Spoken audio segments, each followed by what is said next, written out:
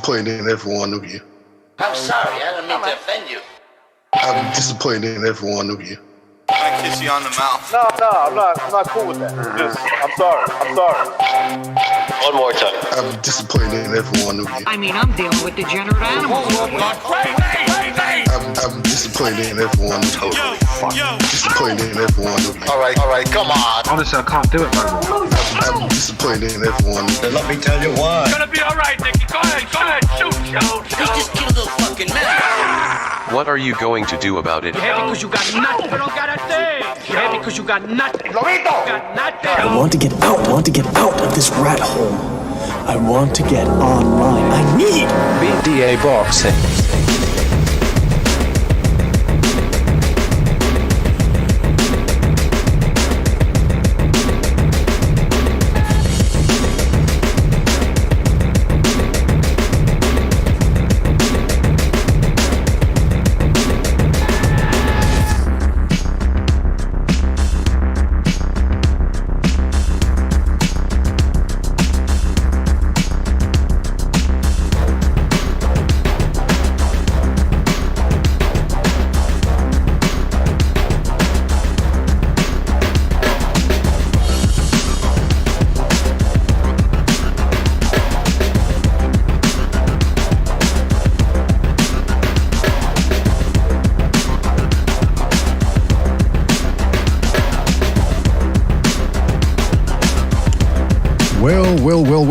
Well. Welcome everybody to another BDA Boxing Podcast, broadcasting to you live from the true north. Oh, it's your good friend Mr. BDA, and I sure am glad that everybody could be on board for this one, fellas. We've got a fantastic show for everybody because we got a fantastic week of boxing coming up, jam-packed. It's a little something for everybody, so we're going to be talking about all of that, plus more. But before we do that, listen, let's get the business out of the way. You guys know the drill. You can check us out on Spotify, iTunes, and Spreaker at your leisure. Don't forget that if you want to donate a couple of shekels our way, you're certainly welcome to do so via the Super Chat feature. But of course, the most important thing is you continue to like, subscribe. Don't forget, you can also join the BDM membership program. That way you get more bang for your buck, special emojis, badges, the whole shebang. Because YouTube does skim off the top. 30%, you're giving money to YouTube. So, they're already taking their share from the ads. So make sure you join the BDM membership program. Shout out to everybody on the Patreon, by the way, as well. And all the BDM members. And shout out to everybody in the chat. Because like I said, the most important thing is that you continue to listen and subscribe.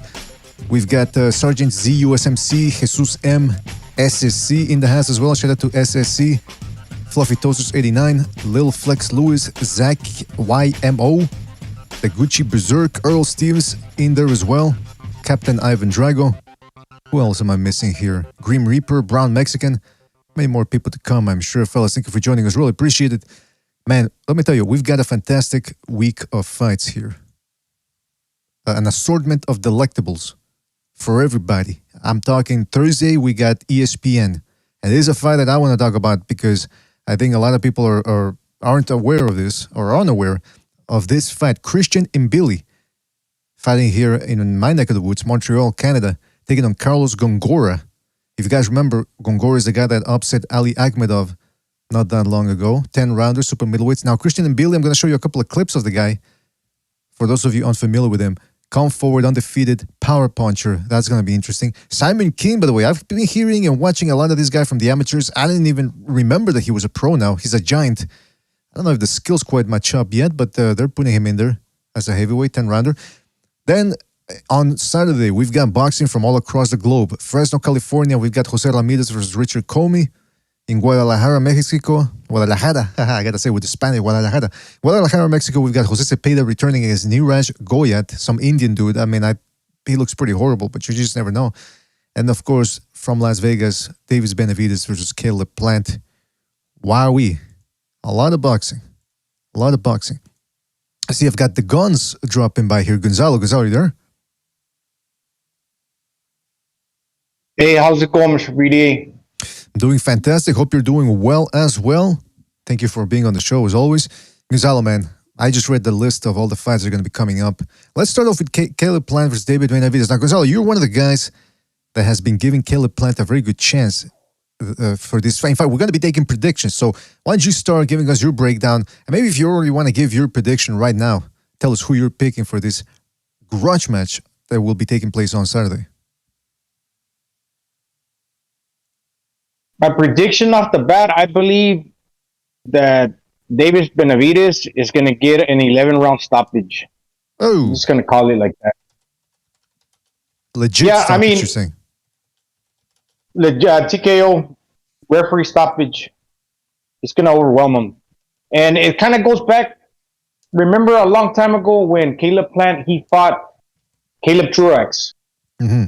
And Caleb Truax, he's a pretty strong guy, but he was over the hill. And Caleb Plant did his best to get him against the ropes and well away. A combination, to put a hurt in on the dude. And really, when he tried his best, he couldn't really hurt Caleb Truax like that. And it's a guy that's not that big.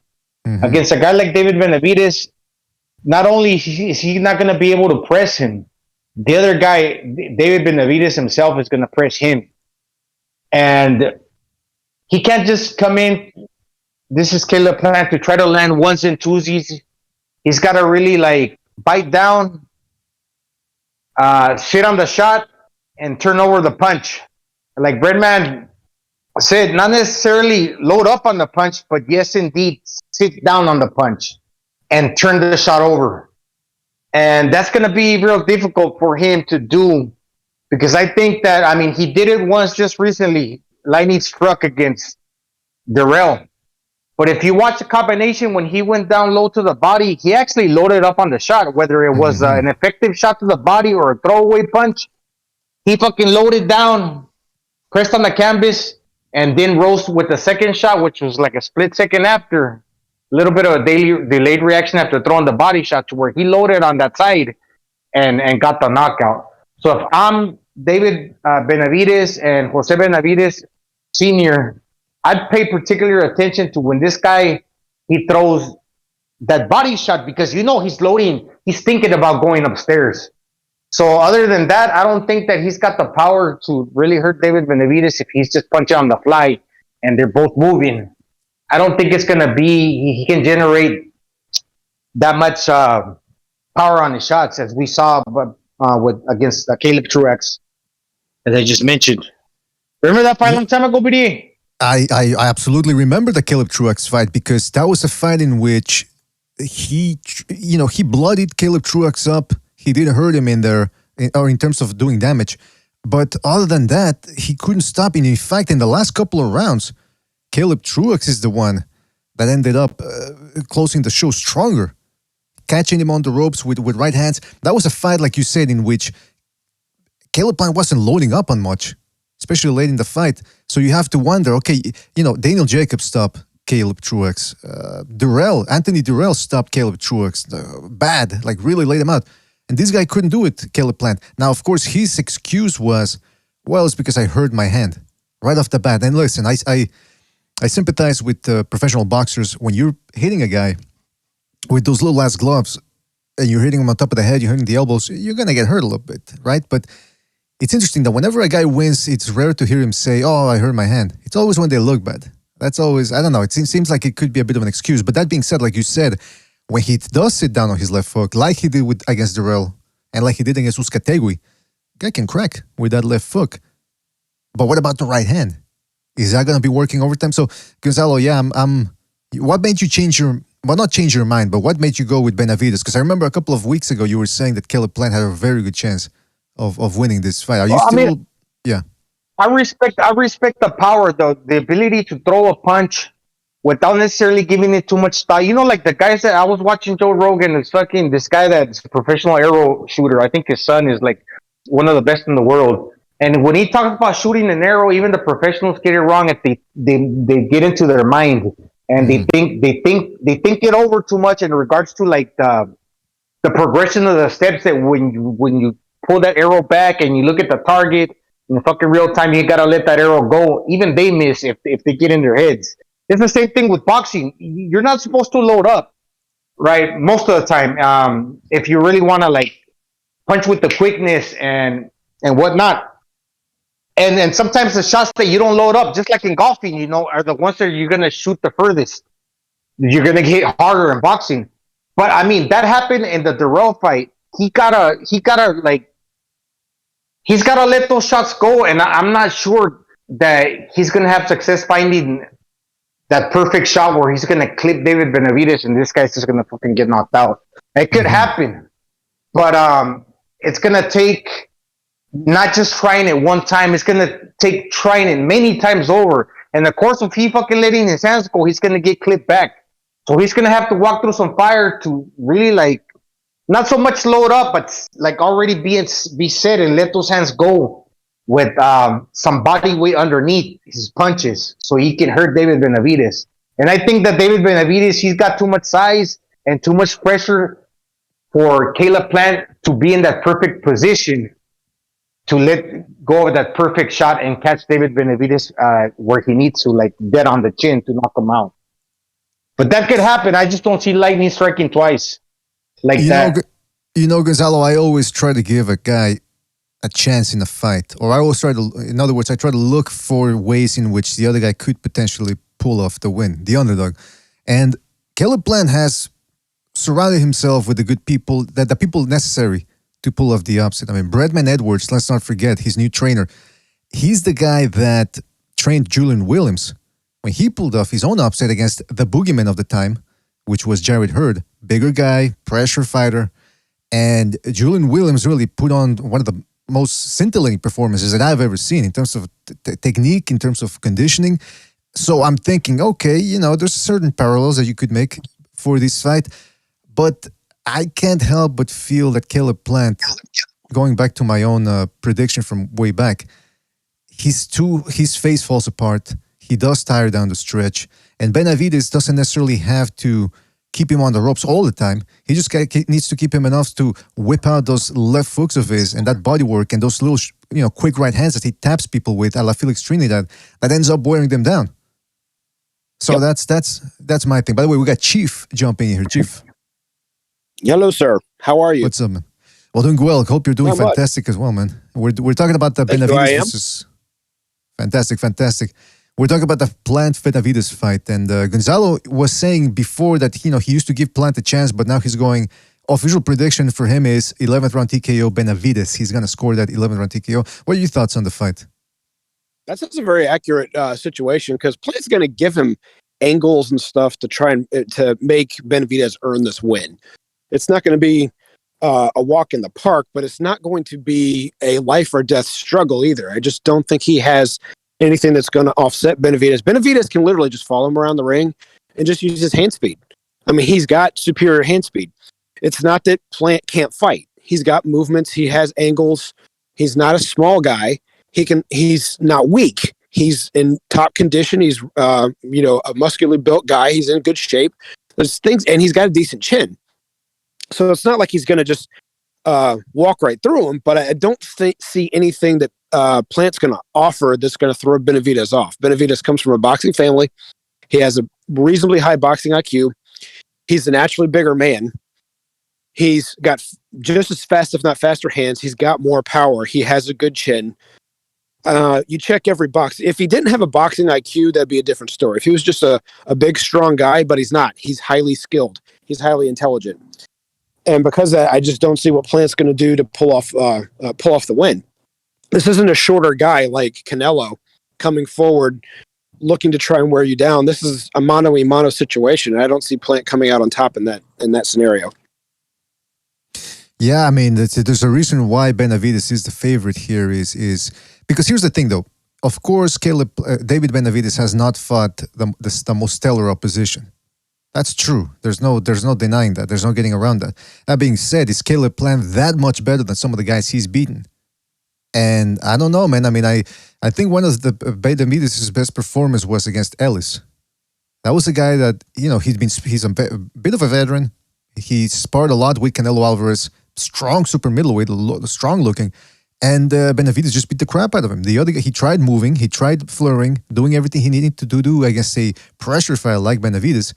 And it didn't work out. So my thing is, how much better is Plant? Because let's not forget, Canelo Alvarez, yes, he's considered one of the top 3 pound-for-pound fighters in the world, but he's also quite short, not exactly the best pressure fighter. It's only been in the past 4 years that he's really made himself more of a pressure fighter.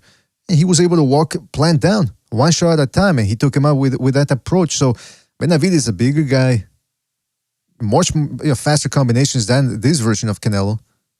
And I just don't, it's. I could see, though, the only thing I could see is Caleb Plant with his or his faster feet, rather, darting around Benavidez early, scoring enough shots, really digging down. Every time Benavidez lands something, he comes right back and expends a lot of energy and ultimately survives and goes the 12 rounds. Because think about it, guys. We're talking about, well, if he loses stamina, if he gets tired, well, what if he doesn't get tired? Does he have enough skills and wherewithal to beat Benavidez in a 12-rounder? And I don't think so. And the other part is, who's the younger fighter? Who's fresher? It's Benavidez. I mean, I don't know who has more fights off the top of my head. I was about to look that up. But when you train for 12-round fights and you're a professional and you're doing a lot of sparring and you make a living as a sparring partner, I don't know if Plant did originally, but I'm pretty sure he had to do some sparring to make a living till he worked his way up the echelon. I do know that the longer you go 12 rounds, the more punishment you're putting on your body, whether it's moving around the ring on your joints and your knees or the punishment you take on your arms and your kidneys and your head. Benavidez hasn't taken a lot of punishment. He's usually dishing it out. And he's also younger, so he can go to the well more often. I'm not trying to write Plant off as if this is a no-hope situation, but he doesn't check a single box that registers on a victory scale. Right. This is Benavidez's moment. Yeah. Go ahead. I was going to mention this is Benavidez's moment to shine because he lost the title twice and he's got things to look forward in the future. The Canelo fight. This is the moment he's been waiting for his whole life, even his father. So I think he's got something to look forward and keep that motivation, the eye on the prize for the future. I mean, Caleb Plant does too, but guess why Caleb Plant doesn't waste the energy to go back and forth against David Benavidez when Benavidez talks trash and he remains kind of quiet and a little bit more meek than we're used to seeing? Because he knows he got that fire in him and it would be futile to argue with a dude that it's his moment. It's his moment right now. And I think we can get a feeling for that. This guy is where he's going to prove himself now, going back all the way to like when he was sparring when he was 15 years old against Kelly Pavlik in Triple G. Got the titles taken from him. Now he's going to prove and moving forward that he is the Mexican monster and that he deserves that shot against Canelo. I'm not speaking for him. I'm speaking from what I think he's thinking in his mind. Right. And that's a vigorous young dude that's feeling like that. And so, I think he feels that he can't be denied. I agree, Gonzalo. Well, that's very well put. I'm sorry. Go ahead, BD. I'm sorry. I'm just agreeing with Gonzalo. Yeah, it's because this is his big fight. This is his biggest fight at this point. He knows that this fight, this win over Caleb Plant could open a lot of doors for him. And on top of that, there's an extra incentive of he really wants to beat this guy up. So, yeah, I understand what Gonzalo's saying. You got a guy approaching his peak versus a guy that's just about to leave his peak. I just looked it up. Plant's 30. You can still be in your prime at 30, but you're rarely at the apex. And at 26, which Benavidez is, you should be entering the very best years that if you're, I won't say unbeatable, but when you're as close to unbeatable as you can get. For Spence, when he was 27, no one thought anyone was going to be able to go the distance with him. That's when he knocked out Brooke. And so that was his peak, was 27. Benavidez, 26, close to the same age. Trinidad and De La Hoya, when they fought each other, they were both about 26. That was the best they were. This isn't the best Plant's ever going to be. He's already been that. I don't know about that, though. People in the chat are saying that Caleb Plant, 30, it depends. It's not a... It's not a expiration date or anything like that. 31. That's it. You're starting now. You're declining. He's 30. He could be at his peak right now. The Canelo fight, he got dropped, but it's not like he took that bad a beating in it. Uzcategui, I will agree though. There were some miles he might have lost in that fight, but other than that, I think he's relatively fresh. And on top of that, Benavidez, yes, he's 26, but he's also been a party guy before. You gotta wonder if that's taken anything out of him again. Excellent point. But I don't know though. It's like none of us know. It's we're all speculating here about it could have been he could have snorted coke a couple of times and that's it. I mean that's not gonna kill you. So it's interesting to see. But Nah, well, let me read the no, super that chat was here. nothing. Yeah. Yeah, let me just read a super chat here. Shout out to the Gucci Berserk says Benavidez got that dog in him. That's right. That's what I think. That's what most people who are picking Benavidez are saying. He's got that dog. He's got that dog. Shout out to Gucci Berserk for his contribution. Yes, go ahead, Gonzalo. You were going to say something about cocaine, I believe. Yeah, no. I actually believe that for without a doubt, this is the best version of David Benavidez. Like people saying, 26 years old, undefeated, got his titles taken twice. The motivation looking forward, wanting to face Canelo, getting his due justice. Then the peak of his faculties. Yeah, of course. But I think Caleb Plant, he's also better than he was before. Never mind that he's not undefeated anymore. He fought the Canelo fight. He gained the experience. Did he take a beating? Yeah, 2-3 beatings are not going to change you. He's relatively young, still 29, just went on 30, I think. So, I mean, he's still within his prime. If fucking Lomachenko's 32, 33, he's still in the tail end of his prime. This guy's fucking fresh, in my opinion. And the experience that he's garnered makes him that much better. And I think these are two guys that are going to show up giving it their best. And this is what, if it's not a 50-50 fight, this is what makes it interesting. That neither of these guys is coming to lie down. Oh yeah, listen, both guys have a hefty ego. Let's put it that way, a robust ego, and neither guy's gonna want to lay down. I mean, look at Caleb Plant. He's the type of guy that once the fight's over, he really dislikes you. The fact that he beat you will not change that dislike. He's not gonna come up to you and shake your hand. And I mean, we saw that against Durrell. And the Benavidez, I get the same feeling. I mean, David's got that influence from his father, and his father seems to be like when you got the father/trainer being a shit talker and the son as well. That probably is a good indication that things aren't going to go all that well after once the bell rings or once the fight ends.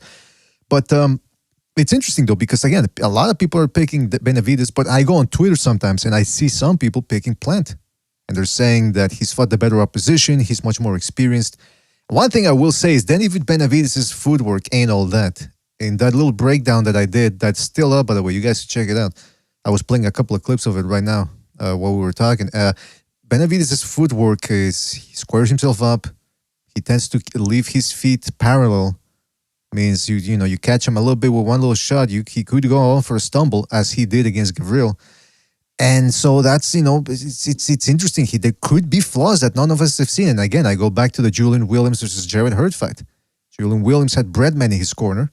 Caleb Plant has Breadman in his corner. Very cerebral guy. You can tell Caleb Plant's in good shape too, by the way. He doesn't go in there to lose weight during training camp. He goes in there to focus on training and strategy, which you cannot do if you're just focusing on losing weight. So I'm pretty sure they're going to come up with some interesting tactics in there. We're going to see some thinking.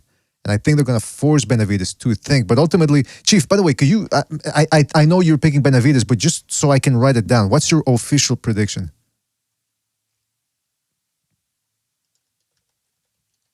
Chief, can you hear me? Gonzalo, can you hear me? Or am I Yeah, I can hear. I can hear you. Okay. He's probably that's busy. Chief. Well, here's the other thing, Gonzalo. So you're saying, again, when you make a pick, when we make picks, we're not just saying, oh, I'm picking this guy and that's it. It's one or the other. No, you're saying, okay, you give the other guy a chance. How much of a chance do you give Caleb Plant to win? In other words, what could you see happening on Saturday so that on Sunday you come here and go, okay, I'm not surprised he pulled it off? Just throwing a quick shot, a quick right hand, and catching David Benavidez and maybe dropping him. Stopping him, I don't believe. Dropping him maybe once, I don't think twice either. If he drops him, he might flash knockdown one time. And he might, early on, he might win three to four rounds. And if you add in that knockout and a little bit of the judges, for some reason, favoring him, because possibly the cleaner work, he could squeeze out a decision, but I don't believe so. And I'm not going with that. Yeah, he's going to have his moments. But when he starts getting tired, what is he going to do? He's going to fucking start talking to David Benavidez? Well, David Benavidez is going to start talking to him back. What is he going to be like when he was talking to Canelo? Hey, I'm pretty good. Look at me. This motherfucker's going to be like talking back to him. Remember like Muhammad Ali versus Ernie Terrell? Right. They don't like each other. They're gonna go at it, and if one guy wants to get vocal, I don't think David Benavidez is gonna do a whole lot of talking. He's gonna do the punching. We saw Caleb Plant's limitations before. Yeah, he's somewhat tough, but it's that chip on the shoulder and that attitude about him that makes you believe, hey, this fucking cocky dude, he does believe in himself. He is that good. Yeah, he's pretty good, but we've seen that he's not unbeatable, that he's not invincible. Right. So I'm saying this guy, he's bigger. Also, the size advantage. And I don't consider David Benavidez necessarily a power puncher. I consider him a volume puncher with respectable power based on the fact that he's such a large dude. Fucking guy's basically coming in at 200 pounds. That's another good point right there. Chief, are you back? Yeah, I was sorry. I had bad connection. That's right. So yeah, I can't see Plant doing enough. So all right, obviously I like to reference old fights. Nobody thought that Pernell Whitaker had a chance against Julio Cesar Chavez, but Pernell was able to use skill and movement to throw Chavez off to the point where Chavez couldn't sit down his shots and really unload. Right? I don't see Plant being able to move enough and do that. That's really going to be able to throw Benavidez off of what he's going to be able to do. And that's his only real game plan, is to move him and not pot shot, but pot shot at times, combination punches, but throw Benavidez off of his rhythm with rapid fire shots. The problem is I don't think any of those shots are going to distract Benavidez. I don't think they're going to throw his if they throw his timing off, he's just going to start punching with Plant because he can take the punches and he's strong enough to punch back. Mm-hmm. So I don't see, and like Gonzalo said, the rehydration situation, being almost 200 pounds coming in, we know Plant's not going to be that big coming in. So I don't know. It's going to be a big middleweight versus a small cruiserweight fighting for the super middleweight elimination. You know what though? Yeah, Plant has good velocity on his shots. He's got good power. But Benavidez, the reason why I'm picking him too is because, and the reason why I don't think, like you said, that offense is going to bother him all that much. He's got good defense too. He's got a good tight guard. He tucks his chin in, and then when you think, okay, he's covering up, let me work the body or let me set him up for a big shot upstairs, he leans back. So he's got very good defense, underrated defense, I might add at this point, and I don't see him eating too many bumps coming forward. Now, by the way, fellas, hit the like. Really helps us out, and don't forget to subscribe if you haven't subscribed already. Now, I want to ask you guys something though. If Caleb Plant beats David Benavidez, if he's able to cut down Goliath, a lot of people have talked about how Benavidez is this, they've jumped on the bandwagon. He beats this guy, he beats that. Nobody can beat him unless he goes to 175. And even then, the only guy they'd pick against him is either Bivol or Beterbiev, two of the most dangerous and dominant fighters in boxing. So if Benavidez loses, would it be fair to say that he was exposed? Could be.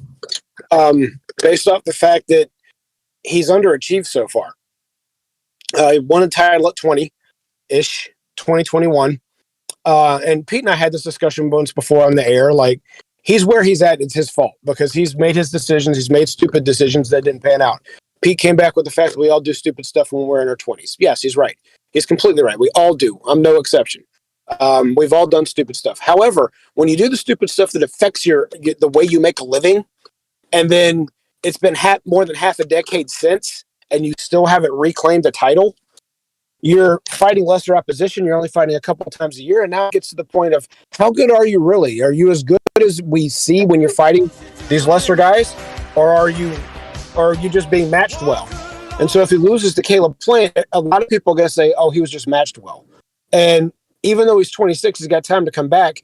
It's going to be look how long it's been already since he's had a title. So it's going to be a long race, and he fights for PBC, so it's once, maybe twice a year. It's going to be a while for him to build back up, for people to want to jump back on the bandwagon, thinking that he's the truth if he loses this fight. It's not impossible, but it's not going to be, how Benjamin Freddy would lose a fight, and then 3 fights later he'd get another title shot. I don't think with the way boxing is these days and how few fights these guys have, I don't see him bouncing back quite as quickly to another title shot. Interesting. I mean, it's true. People could. I'm looking at it just from the perspective of boxing fans. A lot of people would say hyped up, overhyped, exposed, bum. and he would really have to do something to remind people that no, he's not a. And you never know, man. I mean, look at Jared Hurd. He never recovered from that. So it's we'll see. I say it would be more. Yeah, BDA. I would say it's not so much of a case of David Benavidez becoming a fighter that's going to get exposed. It's more like maybe the father not coming up with a different game plan. If Caleb Plant is having success, but then from a bird's eye view, the coach can't tell him to make the corrections. I think that's going to be like a mistake from the corner, which ultimately reflects on the fighter too. But also, I think if David Benavidez loses, I just don't think necessarily that it's David Benavidez becoming exposed. It's Caleb Plant just basically finding his mojo with Breadman Edwards, because I do believe he's a good coach, and them two, like you said, he's already in shape, burning the midnight oil and working on the technique, sitting down on the punch, using the speed to find the sweet spot on landing those right punches, with the quickness that, all of a sudden he gets another victory is because Caleb Plant is a better fighter than he was based on the experience and the new trainer that he's got. Well, that could also be the case. Gonzalo, that's a very good point. And yeah, but the reason why I bring up the thing exposed is because, and I rarely use that, he was exposed, because I'm judging fighters by my own, with my own head. I don't really go with what other people say. And so anybody can lose in boxing. In fact, more people, if these guys were fighting 5, 6, 7 times a year, you'd see a whole lot of people with losses. In fact, the guys that will be undefeated, the rare ones, those would be the exalted ones, because you're like, holy shit, if this guy's undefeated and he's fighting, decent opposition 6-5 times a week, the year, that's exceptional. Unfortunately, most people would have losses, and that's not really the worst thing. But in this scenario, so many people are saying he's this, he's that, he's going to be the next great, he could beat anybody at super middleweight, anybody at light heavyweight, with the exception, like I said, of Bivol, Beterbiev, and even then, those guys might not be able to beat him. For what little he's done, I could see, if he loses, I could see a lot of people saying that he's being exposed. And I'm wondering if you guys, that's why I was asking the question. Also, I want to address something that you said about the trainers. This is going to be, what's his name? Jose Benavidez Sr.'s test, because he's done a lot of talking too. He's put himself out there.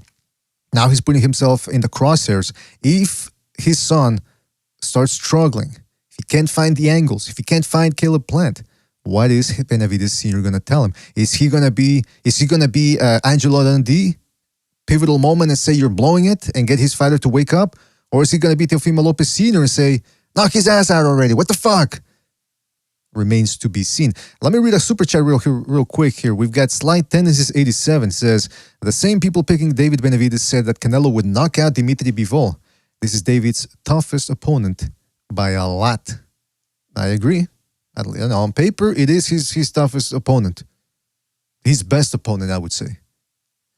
So you guys are saying, okay, he wouldn't be overhyped. I mean, you wouldn't say exposed. That's not the... What would you say if he loses? I'm just curious. Like, let's say he loses he's competitive, but he loses a clear decision. Was he exposed? I wouldn't say exposed, but there are people that say that he would be, and they would have a justification based off of the fact that, like you said, I don't believe he beat anywhere near of a dominant reigning champ when he won his first world title. I don't remember if it was a vacant title. I'm sure someone in the chat will correct us or correct me on that, but it wasn't like he beat a long reigning super middleweight champ when he won the title. Then he lost it due to coke, and then he lost it due to weight, or vice versa. So he hasn't really had the title against a dominant champion and reigned for a while. And now, since it's been, like I said, it's been a while since he's had a title. Then he fights Caleb Plant, who got knocked out by Canelo. If he even loses competitively, some people are going to say, okay, maybe he really is a good fighter, but he's not a great fighter because he can't compete at the upper level for very long. I'm not saying that's what's going to happen, but there are detractors that will say that. Yeah, there's always going to be people saying that, that's for sure. So, Chief, prediction time then. Official prediction. Official prediction. I'm going to go with Benavidez 8th round knockout. Knockout, or like a stoppage on the rope, TKO? Anywhere, a stoppage, whether it's on whether it's in the corner, the referee's rescuing him, or whether he's knocked down like several times. Benavidez an 8. All right. I got you down Note the for fact that. I haven't been accurate with a single pick since I've been on the show, so don't put the house on it. Well, that's going a little too far. I mean, you have had correct picks. Now, here's the thing, though. If anybody, we're going to be taking phone calls in a couple of minutes, and so opening up the phone lines as always. Don't forget to hit the like. But in case you want to make a prediction, you might want to hear from the experts. Now, of course, professional fighters, oftentimes I've seen are notorious for being awful at making picks. I don't know if because they don't watch fights outside of their weight division or whatever. I don't know. Be that as it may, Bernard Hopkins is picking Caleb Plant to beat David Benavidez, and this is what he had to say. He says, "I like Caleb Plant. He's a live dog." What else? I think he wins it because he has more to prove. His skills speak for themselves. He's got experience. All right. Now, we've got that prediction. We also got Jermel Charlo. He's picking Caleb Plant as well. He says, y'all already know. I'm rocking with Plant. Rocking. He was doing, I think he was somebody was beatboxing in the background when he made that prediction. Plant's got the boxing skills, he said. Benavidez is just one-dimensional. He's going to come forward and he's going to put a lot of pressure. But y'all know, styles make fights, and it's going to be a good one. But y'all know I'm rocking with Plant. Yo. So interesting that he mentions he's flat-footed, and I gotta bring this up that I've been seeing this a lot from the slick boxing community. If a guy's flat-footed, that immediately is seen as a flaw, as a negative, as a detriment. Gonzalo, what do you think about that? When people say, well, he's flat-footed and therefore he's one-dimensional, he's plodding. What would be your counter-argument to that? Well, I mean, when Caleb Plant got the knockout against the Dr. Rell, he was flat-footed. He went down, then he pressed his feet on the canvas, then when he went high, he was set to punch. When the guy gets the knockouts, he most of the time needs to be flat-footed, unless you're Manny Pacquiao or like a Usyk is constantly changing the angle, starting in and out. Very rarely are you going to see a guy that's on the tip of his toes get a knockout. For the guys say that the skills pay the bills and it's the fleet-footed guy that's the more talented, when are these fucking dudes getting the knockouts? They're basically running most of the time. They're running most of the time. And of course, your bro Charles going to say, I'm going for fucking Caleb Plant because he doesn't want to face David Benavidez. Dude, and sometimes, you know what?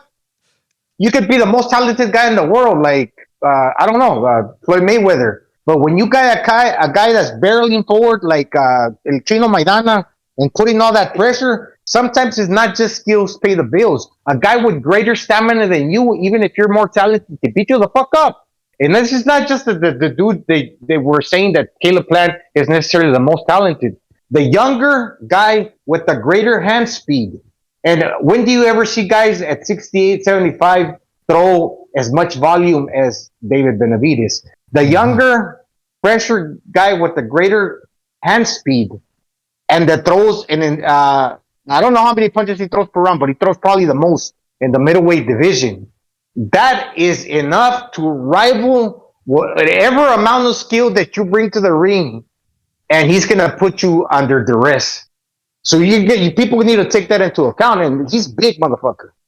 He's going to put you under duress. I don't care what you say. Hey, this guy got long legs, so he can walk and cover a lot of ground, right? He doesn't. Why would you be on? That'd be stupid to be on the tip of your toes and trying to get as much power in your shots to deliver the best shot that you can on your fucking on the tip of your. No, that doesn't work like that. So I mean, you can't have it both ways. A guy getting on the tip of his toes to throw a power punch. I don't see it. So it's just people that make excuses or don't know what they're looking at. Right. I mean, I think you hit the nail on the head there too. That Charlo might not want his buddy. I mean, they want Plant to win, so they don't have to face Benavidez. I think they're hoping because again, a lot of people are talking about Canelo. Why doesn't he fight Benavidez? And I'd like to see that fight too. Don't get me wrong. Unfortunately, there's a lot of influences that are preventing that fight from occurring. There's a lot of obstacles. In fact, David Benavidez's team have already stated that they're done with the Canelo fight. They've got a 3-fight contract with the PBC. Yes. Yeah, sorry, BD. I just got to mention something in relation to the question that you just asked. And just think about it this way, right? Remember that the interview that, I don't know, if people probably watch it. Breadman Edwards is working with Caleb Plant to sit down on the shots. Sit down and turn the fucking punch over. In order to sit down on the shot to turn that punch over, what does that mean? You gotta sit down on your fucking feet. That means the opposite of flat-footed. So when people are looking too much into David Benavidez, look what the trainer is telling Caleb Plant to do. He's telling him to be fucking flat-footed. And why is this most of the time people get on the tip of their toes to get on the back foot? Because you can escape the pocket quicker. Obviously, there's a risk to doing that. But the benefit is that when you put your feet flat on the canvas, you're going to get more power under your shots. That's the greater benefit. Exactly. And somebody in the chat said, I can't find the comment anymore. Where was it? But somebody said they don't say that about Jaron Ennis, that he's one-dimensional, flat-footed, but he certainly looked flat-footed and one-dimensional when he fought Karen. Didn't know how to sit down, didn't know how to cut the ring off, didn't know how to keep a guy on the ropes. He was just jumping in 1-2, and then the other guy was gone. Benavidez has shown that, even against movers like Anthony Durrell or Ellis or Kyron Davis, he can cut him down, pin them against the ropes and beat the crap out of them. So that to me is a skill. And, we've said that before, right, Gonzalo? Punching is a skill. You sit down on your shot. If punching wasn't a skill, why would so many people circumvent it? Or decide, is it people deciding, no, I don't want to punch. I just want to run around the ring and leave it up to the judge's hands and possibly get robbed. No, bullshit. Punching is a skill as well. Of course, I'm not saying that if you have perfect technique, you're going to become George Foreman or Gennady Golovkin in there. But it's a skill. Or am I wrong here, Gonzalo? No, it's true. And it's like David Benavidez, although let's say he's flat-footed and he does throw volume, I'm saying he's not necessarily a power puncher, but the size and the volume allows him to throw many punches so where he's not necessarily sitting down entirely and within one shot. He can correct his punches as he punches and as he's throwing, he can correct from short to long to mid-range. So, it's not like David Benavidez is going to load up on one shot and he's flat-footed and he's going to get caught. Because, no, that's David Benavidez is throwing volume. He's basically pitty-patting with volume, but with power because he got a lot of size to his frame. So it's not just like these little fucking arm shots. No, these fucking arm shots that he's throwing, that he can throw and all of a sudden keep throwing more and fucking move is because he's a big dude. And you know what? It's interesting, Gonzalo, about that. You wouldn't hear Jermel Charlo talk about his friend Errol Spence, and you would hear him describe him as one-dimensional. But Errol Spence, the reason why he's entertaining is because he goes for it, plants himself down, stays in the puck, and says, "I'm going to beat the crap out of you. And if you don't like it, you can quit or you're going down." Those are a couple of options I'm giving you. But nobody really says that he's flat-footed or one-dimensional. I don't know. It just seems to me like whenever they're not friends with somebody or there's somebody they dislike or somebody that doesn't share their skin color, all of a sudden that guy's one-dimensional. That guy's flat-footed. Meanwhile, my friend, he's he's multi-dimensional. I don't know. But listen, the other thing I wanted to mention here is something that's flying below the radar a little bit, and I think it's quite important to bring this up. This isn't just a battle between David Benavidez and Caleb Plant. This is a battle between their, what would I call them? Specialists? They're nutritionists. I'm talking about Memo Heredia, who is in training with David Plant, and Victor Conte, who is in Caleb Plant's camp. Both these guys, for those of you that are unaware of this backstory, Victor Conte, back in the late 90s, early 2000s, had a company called Bulko, and it was a supplement company. And he was providing the supplements to a whole bunch of athletes, track and field, boxing, weightlifting, I believe, and others. But those are some of the ones I remember. And it was a big scandal when he got caught. Now, the reason why he was caught and convicted was because the man on the left of your screen here, Memo Heredia, who used to work for him, threw him under the bus. He what's the word I'm looking for? He testified. He got a pretty cushy deal and said, "Yeah, I'll tell you everything you want to know as long as you don't come after me." Victor Conte got out of jail. It wasn't like he went to a maximum security. It was a white-collar prison, or for white-collar crimes, rather, because that's essentially what he did. And he came out, and now he's got his own company called Snack, and he sells what he calls natural legal products. And he's very knowledgeable about PEDs. He's self-taught, by the way. Meanwhile, Memo Heredia went to university, got biology degrees and all that shit, to understand PEDs. And he's also been working with people. In case one of his most famous clients was Juan Manuel Marquez, who had that incredible physique transformation in the build-up to the third and fourth fights with Manny Pacquiao. But these two guys really hate each other. And it's not only a grudge match between Plant and Benavidez, it is a grudge match between these two fellas. Heredia likes to point out that Conti's been convicted, but of course he doesn't talk about the fact that he would have been convicted as well had he not taken a plea deal and had the feds not given him a cushy deal and said, listen, we want him, not you. So it's interesting, man. I'm convinced that people are still taking PEDs just because they don't fail, just because they pass the test doesn't mean they're clean. I think most of these guys, and Memo Heredia and Victor Conti say it themselves, look, these tests are a joke. They can be easily circumvented, even with 365 days a year testing. It's just, it's the cheaters are always one step ahead. So, fellas, what do you think about that dimension of the fight? Yeah, for sure. Did you know Memo Heredia was a shot putter, I think, or like a disc thrower in college or something? Yes. He's actually pretty big. Yeah, he's a pretty I mean, dude, it's right? like, you could only get popped for what they know about, right? If there's stuff that's not marked on the illegal ban list, then all of a sudden you could come up with this new formula that's not listed there, Exactly. and you're not going to pop. So that could be one of those things too. And you know what he keeps saying? Memo Heredia keeps saying about Victor Conti, oh, you've been caught. The guys you work with have been caught. Jean Pascal is a guy that Heredia was working with for a lot, and he got caught as well. So it goes both ways. I mean, I'm not saying he gave it to him. I'm not saying Victor Conti gave something to those guys. I'm just saying it's quite coincidental that these guys are working with Heredia and Conti, and then all of a sudden, whoopsie daisy, their piss comes hot. Also, I wanted to ask, going back to the whole thing that Jermel Charlo called Benavidez one-dimensional. It's true that he's one-dimensional in the sense that we've never really seen Benavidez have to fight going backwards for long, prolonged periods of time. But just because a guy is one-dimensional doesn't mean... I mean, I would respond by saying, yeah, he's one-dimensional. That's one heck of a dimension he's got. Try to work around it. How are you going to warp around that dimension? Of course.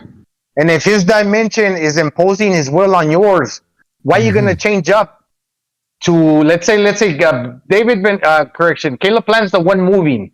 He's the one trying to exert a reaction from David Benavidez, but David Benavidez sees him trying to provoke a reaction out of him, but David Benavidez is not biting. It means that he don't respect whatever you're trying to do. So basically, he's not going to budge for you because he's the one that's imposing his will. I mean, I'm not going to place my feet to punch, and I'm just going to move if I don't respect your power just because you want me to move. No, I'm going to keep my feet in place. And whenever you throw, I might block the shots instead of trying to move and take whatever you got to dish out for me to be able to come back already set to punch and overwhelm you. That's just like basically me not fucking like you controlling me. I'm controlling you. I'm thinking.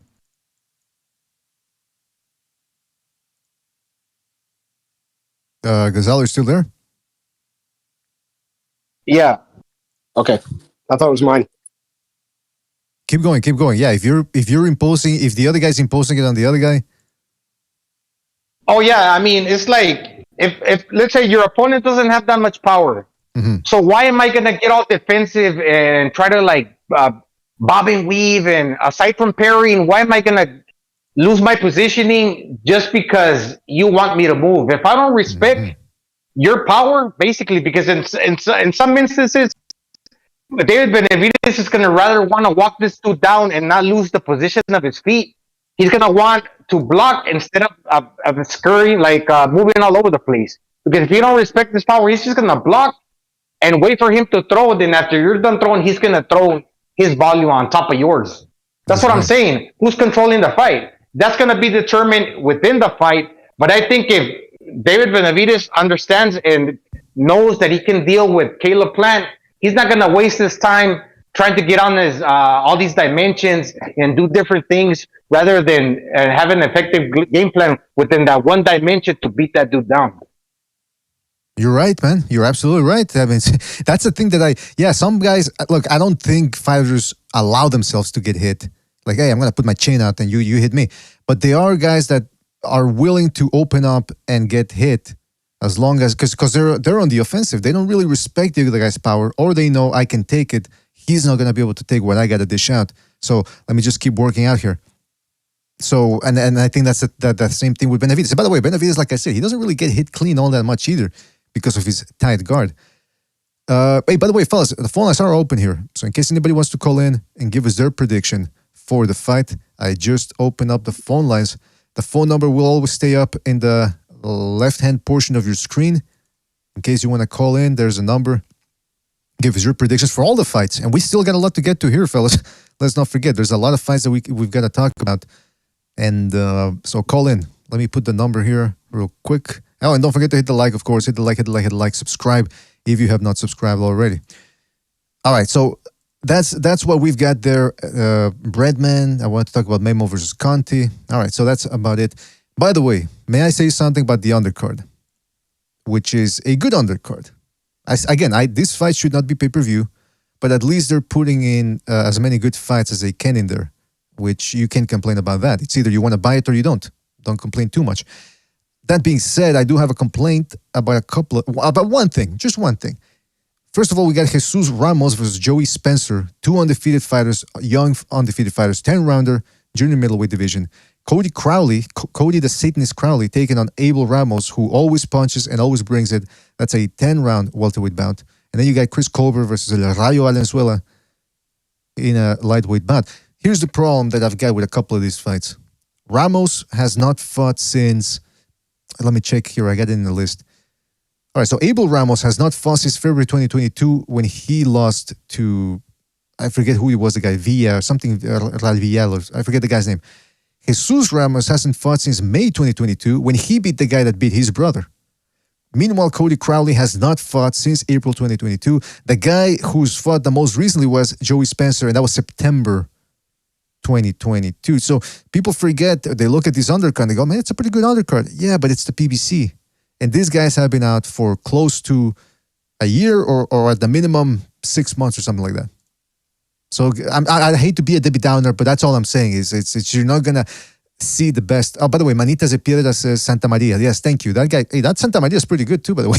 He also made the Jesus look a little bad in there. So, but I mean, again, that's just my pet peeve about the undercard. But I do think it's going to be a good one. Before we move on to another subject, fellas, anything else you want to say about Benavidez versus Plant? I think we pretty much covered that one. Okay, so let me just ask you this. Finally, one thing, Chief. I'll ask you this because I already asked Gonzalo. What would need to happen in the fight for you to come here on Sunday and say, Caleb Plant won? I'm not surprised. What does he need to do, in other words, to win the fight? To say I'm not surprised? Yeah, for what, because what does Caleb Plant have to do, or what could he show you to say, you know what, I'm not surprised he was able to pull that off in the fight and get the win? Oh no, I would be surprised. I'm not really. I'm not saying I'm not saying he doesn't stand a snowball's chance in hell, but I don't think if anything that he can do that's going to.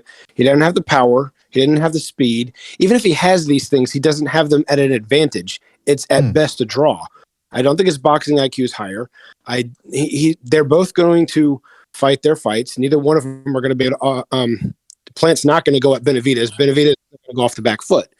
They're going to fight their fights, and I just think Benavidez being younger and fresher, theoretically fresher, you did make a good point that he's been a partier a lot of his life, and he has been sparring in the gym since he was 15 years old against professionals. So, but I think he has less wear and tear. I just do, for some reason. I think that approaching his peak, he's going to be the one that's going to come out. So if and I'm high on the kid. I think despite himself, he's actually got the potential to be, I don't know about a major star drawing wise, but as far as successful defenses and a possible future Hall of Famer by winning titles and longevity, he has the potential to do so. I don't see that in Plant at all, period, at all. So based off of this, I will be surprised if Plant wins. If it's competitive and it's close down to the wire, that part I could possibly come in on Sunday and go, yeah, I'm not too surprised because Plant's got some skill. But I don't see him, if he wins, period, I'm going to be surprised. All right. Well, there you go. That's one mistake there. He would be surprised if Plant pulls off the win. The phone lines are open. Let's go to a phone call here. Let's go to 909. 909, you're on the air. 909, what's on your mind? What's up, BDA? What's up, panel? This is Earl Stevens. Can you hear me? Yeah, Earl Stevens, we can hear you, man. What's up? Hey, what's up, man? The first thing I wanted to address, I just watched the Ryan Garcia, Tank Davis video you put out. I can't speak for Baltimore, but I can speak for Victorville, California. And Victorville, California is a unique place. It's considered the greater Los Angeles area. It's one of the cheapest real estate in the greater Los Angeles area. I don't want people to think that Ryan Garcia comes from like a middle class area. Like, it's not. In the Los Angeles area, the cheapest real estate you can get is in Victorville, California, or in San Bernardino, California. That's some of the cheapest, poorest real estate in the greater Los Angeles area. So I just want to get that out the way. And then as far as this Benavidez killer plant fight, I don't know. I'm looking at Benavidez working with Memo. The one thing that has me worried is that he's bulking up muscle, and I feel like it can stop him from. I feel like I'm going with the thought plan. Like, if it's not broken, don't fix it. Like, I don't know if it's going to affect his stamina or affect him making that weight, because he's starting to build muscle. I don't know if it's going to affect his fluidity. It has me worried about like I don't know. Maybe you could take us to the panel. Like, I feel like maybe this bulking up, this new training he's doing with Memo is going to mess with his fluidity as far as it comes with his combination punching and his stamina and his ability to make weight at 168. That's one thing that has me worried. Yeah, I just want to take you guys' take on the panel, because I haven't heard nobody talk about that as far as Benavidez working on Memo and building up all the extra muscle. Before we get to that, I wanted to ask you about, you mentioned the Ryan Garcia thing. So, because I've seen comments of people saying, man, Ryan Garcia ain't got that dough. He too soft. He comes from an elitist family. I go, elitist family. So you're saying that's completely out of the reality there, that he did not grow up in a rich neighborhood or fucking Beverly Hills. Let me tell you, Victorville is a unique place. It's a place that wants to be middle class, but it's a place of newer homes, but it's some of the cheapest real estate you can get in Southern California. Mm-hmm. It's like, it looks nice. There's some older areas, but it's cheap. So that's where some of the poorest people move, as far as bums. You got your poor people moving up there, people that want to make it but can't afford middle class homes in Southern California. Mm-hmm. They move to Victorville, California, and they move to San Bernardino, California. Like, if you live in the greater Los Angeles area, you would know that San Bernardino and Victorville, California is some of the cheapest real estate you can get. Interesting. That's what I wanted to get across. Like, I can't speak for Baltimore, but I can speak for Southern California, the greater Los Angeles area, and people that live here know that that just Victorville and San Bernardino is some of the cheapest real estate you can get. Period. It is what it is. Now, let's get to let me ask the panel the question there. He mentioned Benavidez, that he seems more ripped. If he's putting on muscle, even if he's got the great Memo Heredia, who knows how to train fighters for boxing, he's worried that it might be it might affect his fluidity when it comes to his good combination punching. What do you guys think about that? Depends on how the muscles ripped. Gonzo, you know more about this than me. You go first.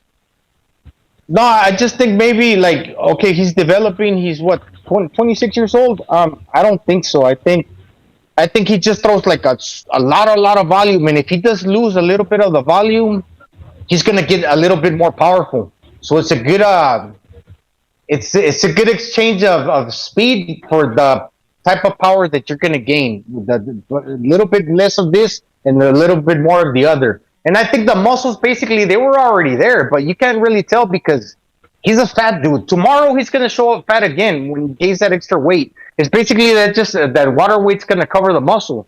It's like when you look at the Navy SEALs, man, and the fucking Green Berets, you think, oh, that fat dude.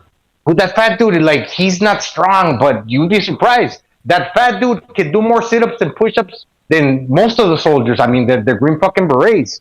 But just because you got muscle, just because you look fat, doesn't mean that you don't have muscle underneath. And right now, like I said, he's 26, so yeah, he's gonna be stronger than he was last year and the year before, because he's stepping up into like his real man strength. But it's just he's just coming into his own. But by the time tomorrow, yeah, he's gonna be like 200 pounds. But he's not necessarily gonna look ripped like he is right now, cutting the weight to preparing to get on that scale within the next 2-3 days. That's why he looks like that chiseled. Okay, Gonzalo, you think it's a good thing working with Memo for this fight? I feel like this is the biggest fight in his career so far, and he's switching up what he's already done, what got him to this stage. Like, in my opinion, I'm thinking about it like, if it's not broke, don't fix it. Like, whatever he's doing already got him this far. Like, why are you switching it up now with the biggest fight in your career? Like I'm thinking he might get gassed out. You might have trouble making weight. Like, you don't think that might be a hindrance? You think working with Memo is actually going to help him out in this fight? Interesting question. Yeah, because those guys, they're experts, and like I believe, I don't know if it was him or somebody else was saying, sometimes you peak twice, so it was Breadman. But I'm saying, in regards to like these specialist dudes, they know when to pick up when the guy's peaking, and sometimes you peak twice. That's more in regards to the trainer. But as far as like the strength and conditioning coach, he knows during what rounds to pull the trigger, as far as to like when he might get tired, that he needs to resort to like that. And the way you train is the way you're gonna fight, right? I don't know. All right, so yeah, you're saying so. No, yeah, and by the way, may I just add, Memo Heredia has been working with boxers for a while now. At least as far as I remember, 2012 with Juan, 2011, excuse me, with Juan Manuel Marquez. So he knows, like Gonzalo was saying, he knows how to mold the physique of his fighters without hindering their performance. Chief, you want to add something to that? Because we got to move on here. Yeah, I'll try to make it quick, which is a stretch for me. But basically, it depends on how he put the muscle on. Was he trimming down or was he bulking up? Was he using weights or is he cutting his carbs and increasing his cardio? He's using weights. Shred. Well, I get it. But I mean, it depends on the way he's putting the muscle on. Is he really putting on muscle or is he trimming down? Like you just said, caller. If he's trimming down, I don't think it's going to hurt much. The muscles are going to be flexible because they're being stretched and used on a daily basis, and all you're doing is removing fat. That's my. I'm not an expert on this, but that's my theory. And caller Earl, may I just say one last thing about that? The picture that everyone's talking about, and I put it up here on the screen of David flexing. He's indeed flexing. And even then, he doesn't look that ripped. I mean, he looks in good shape, don't get me wrong, but usually when you see boxers flexing, you fucking see lines, a whole bunch of definition. He's more defined than we've ever seen him, but he's still flexing. So I'd like to see him, how he looks. Well, actually, that sounds gay, but you guess what I'm saying. How does he look when he's not flexing? Yeah. So, yeah, I don't think he's in that different a shape right now. Okay, yeah, but I'm just saying, like, he never went through this type of strength and conditioning training. Like it looks like he's using weights from what I've seen on YouTube with Memo, and I just figured like his stamina is one of his biggest assets. You know, one of his biggest advantages in the fight, and his fluidity when it comes to punching. And when you start bulking up, adding muscle to it, like I feel like it's gonna hinder what gives them an advantage over other fighters. I don't know. That's just what I'm thinking. So I just wanted to. I agree. I agree, Earl. Because I agree because I'm the same way. Sometimes you become a little superstitious. You go, okay, why should I change? Unless he has a good idea of why he wanted to go with Memo and do more weightlifting. Because if I remember correctly, what Memo puts his fighters to do is there's a lot of plyometrics, a lot of resistance training, and that's really what the weight training is. It's more resistance. It's not to put on bulk. Because I mean, it's a well-known fact that if you start bulking up a certain way, it's gonna fuck you up. So. Yeah, we'll see what happens ultimately, man. You could be right. Maybe this fucks up Benavidez and you see him fighting in a shitty way. What if he doesn't make weight? What if he doesn't make weight? Oh, well, yeah, then that would be a red flag and that would be a stain, a big old shit stain on Memo Heredia's underwear. Listen, Earl, we have to move on here, but thank you for your call and call back next time, right, man? All right, bro. All right, take it easy, man. All right. Shit, did I hang up on somebody? If I hung up on somebody, because when I click on the X button and the other person hangs up before I accidentally then hit the X button on the next caller. So whoever was there, I'm sorry about that. Just call in. Don't forget to hit the like, fellas. Hit the like. Let me go to another phone call here then. Let's go to 773. 773, you're on the air. 773, what's on your mind? What's up? What's up? I see that dispute that Caleb Plank got into with the Twitter fan. What's her name? Cora or some shit. I heard about that. Break it down for us, Kevin. Yeah, she's going on. He's not exceptional and this and that, and I don't know. She's being a hater, talking shit, and he comes back and says, "You ain't shit. Suck my dick." Oh. This and that and the other.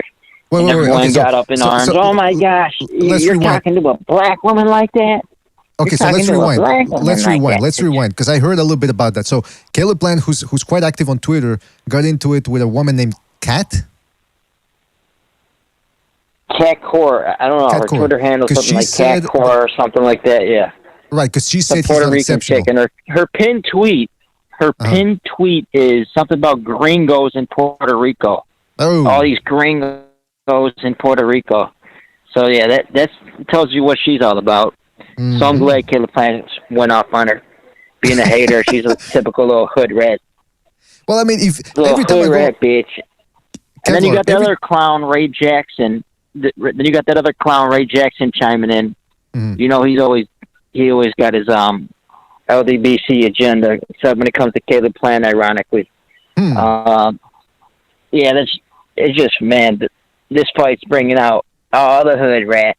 All the hood rats coming out for the Caleb Plant fight. Nothing like a... Hey, hold up. You know what's interesting, K-Dog, is the fact that people say, like, every time I go on Twitter, I don't know why I keep getting recommended these fight videos, street fight videos. And there's videos of women fighting, there's videos of women fighting guys, and it's always the same thing. It's always the comments say, well, hey, listen, a woman wants to act like a man, she's going to get treated like a man. But then all of a sudden in the Twitterverse, when a guy goes after a woman verbally, how can you say that? All of a sudden it's a woman, blah, blah, blah. It's like, come on, man. She's opening her mouth, she deserves to get clapped back at, as they say on the streets.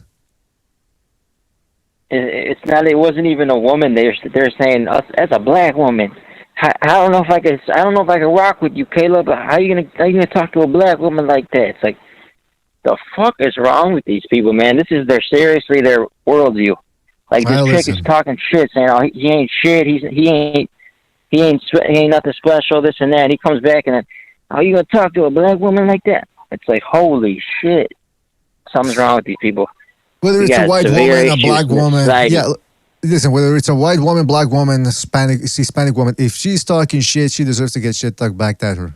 Simple as that. I mean, some women need to be put in their place. And hey, she considers herself lucky that Caleb Plant can't choke her through the screen, because sometimes that's the only way with some of these women, man. You gotta choke them a little bit, you know. Sometimes they like it. That's all I'm saying. K-Dog, prediction time. She got what she wanted, anyways. She got what she wanted. She wanted the attention. She's on Twitter all fucking day, tweeting, talking shit, and so that's what she wanted. She got what she wanted. A little attention whore on Twitter, but well, listen, I don't know the woman, so quick. Right, I don't know the woman, so I can't cast too many aspersions. All I'm saying is, if they talk shit, you're allowed to talk shit back. That's all I'm saying. You want to make a prediction for the Saturday's fight there? 100%. You want to make a prediction for I'm Saturday's not making fight? a prediction. I'm not going to make a prediction. I'm just going to say, I ain't going to say nothing that's already been said. You got It's nothing. a good fight. Both stepping up. Let's just enjoy the fight. Let's just enjoy it, because it's going to be a good one. You know, it's going to be a good fight. There's no tap dancing here. These dudes are gonna bang. It's banging time. No prediction, huh? You're here because you got nothing. You got nothing caught. You don't got the bookkeeper. You got nothing. Nothing. You got nothing. We got nothing. All right, well, K-Dog, thank you for calling in. Right, thank you for filling us up. I'll do y'all boys too. Yeah, I'll be good now. You hear? All right, we'll be good, K-Dog. Take it easy, man. That's K-Dog filling us in on that story. I heard something about that story. I didn't look into it too much, but yeah, apparently Caleb Plant got into it with a fan or a Twitter person, a boxing fan, and some people were defending the woman, saying, "Oh, come on, Caleb, you can't talk that way about a woman." I don't know. I'll leave it up to you guys to decide what your standards are. Let's go to another phone call here. Let's go to, who was next here? 416, I think. 416, you're on the air. 416, what's on your mind? What up, yo? What up, guys? What's going on, man? Doing fantastic over here. Hope you're doing fantastic as well, man. Yeah, so I'm listening to a lot of the other dudes calling in and shit, and they're not being objective in the context. Okay, let's see.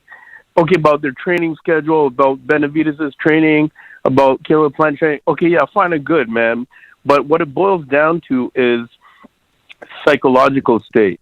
All right. Yeah, Caleb's coming off a win off of Durrell, but David Benavidez ain't no Anthony Durrell. All right. You know what I'm saying? And the way that this man, puts in, I'm not a David Benavidez fan. I'm telling y'all people that outright. I'm not a Caleb Plant fan. I'm a boxing enthusiast. You understand what I'm saying? I enjoy the fights. So what I'm here for is being objective and seeing that Benavidez is, if he has that same mentality that he's had in his previous fights of aggression, pure aggression as a boxer, and he goes in, the size differential that will make, because he's a bigger man than Durrell too. He's a bigger man. So what I'm saying is, also in regards to other analysts are stating and reviewed that Caleb Plant usually burns out by round 6. All right, his gas tank runs low. He's gonna step in as a pure boxer in his mentality. That's our thought process. Hopefully, that's maybe his general kind of MO, his modus operandi. Like for all his other previous fights, he goes in as a pure boxer. All right, then he wants to just like box. But if David Benavidez, he's not there to box. If he goes in with that aggression, that hard aggression, that you know what, you talk bitch shit about this, that, and the other. I'm gonna plant you. Durrell didn't have the ability to plant you, but me as David Benavidez has the power and ability to plant you. So the fact is that if David Benavidez has that aggression, he has the ability to come out on top. And henceforth, that is my prediction, that David Benavidez will most likely plant. No. Sorry, caller. That's unacceptable. You got to be as direct as possible. So, first of all, what's your name? So I can write it down here because I'm taking down predictions. It's Rick, man. It's Rick. Rick. Slick Rick. All right, Rick, what do you... Okay, so Benavidez, and then you said... It's in regards to, like, his mental state. Both fighters' mental state. If Benavidez is going in with the mental aggression, he has to have that aggression, that kind of bad attitude mentality of, like, going in to decimate his opponent the way he did many of his other opponents previous. All right, then he'll be on top. The thing is, if Caleb Plant shows a little bit more that he did than just saying like, "Oh, I have the technique, I have the ability as a pure boxer to win this fight," I don't think he can do that with Benavidez. You know what I'm saying? So what's your prediction officially then? What's the most? What do you think is going to happen? Just so I can write it down here. Benavidez stoppage after round 6. Say around 7 or 8. It'll be a Benavidez stoppage. All right. Fantastic. All right, listen, Rick, we got to move on to another call, but I got your prediction down. Call back next time, right, man? Do your thing, man. Do your thing. Thank you, man. I will do my thing. Take it easy out there. All right, let's go to another phone call here. Let's go to... And don't forget to hit the like, fellas. Hit the like. 949, you're on the air. 949, what's on your mind? How's it going, BDA? I would like to say I'm pretty much the same as the previous caller, except I think it's going to be a little later. I got Plant by knockout on the 9th round. I did want to mention that I was a little disappointed that Inoue got injured. I was looking forward to that fight. That was one of my favorite upcoming fights, to be honest. But things happen, so hopefully he gets, a speedy recovery. But other than that, I was going to ask you guys... Wait a minute. Caller. First of all, who is this? Sorry, excuse me, caller. Who is this? Because I need to write it down on the list. Zero Cool. Zero Cool. Now, Zero Cool, did I hear you correctly? Because I said, okay, maybe he made a mistake here. Or maybe I misheard. You said Plant by KO in the 9th round. No, Benavidez. Oh, Benavidez. See, there you go. In the 9th round. All right, Benavidez KO 9th round. All right, continue, please. Yeah. No, I was gonna ask you guys. I don't know too much of this Gonzalez guy that Bam is gonna fight. Can you guys just have you guys heard of him, or have you guys caught one of his fights? I've seen some of his fights on YouTube. Yeah, they are available, and he's a good puncher, man. Oh, no, excuse me. Adames, who? Carlos Adames is fighting Julian Williams. No, I think Bam Rodriguez is gonna fight Gonzalez on the 8th. Yeah, Bam Rodriguez. No, I actually am not that familiar with the guy he's fighting. Any of you guys on the panel are familiar with him? Who is he? Jonathan Gonzalez, or what's his name? The first name. There's so many Gonzalez's around. I know, man. It's like being in the front of the Home Depot. JC Bam Rodriguez is gonna be fighting. Hold on a second. I'm looking it up right now because I don't use BoxRec anymore. They always ask you for him. Christian Gonzalez. Christian Gonzalez. El Chicharito Gonzalez. I don't know. Chicharito? Huh. He took that. He's 15. No, I just heard he's really good. That's it.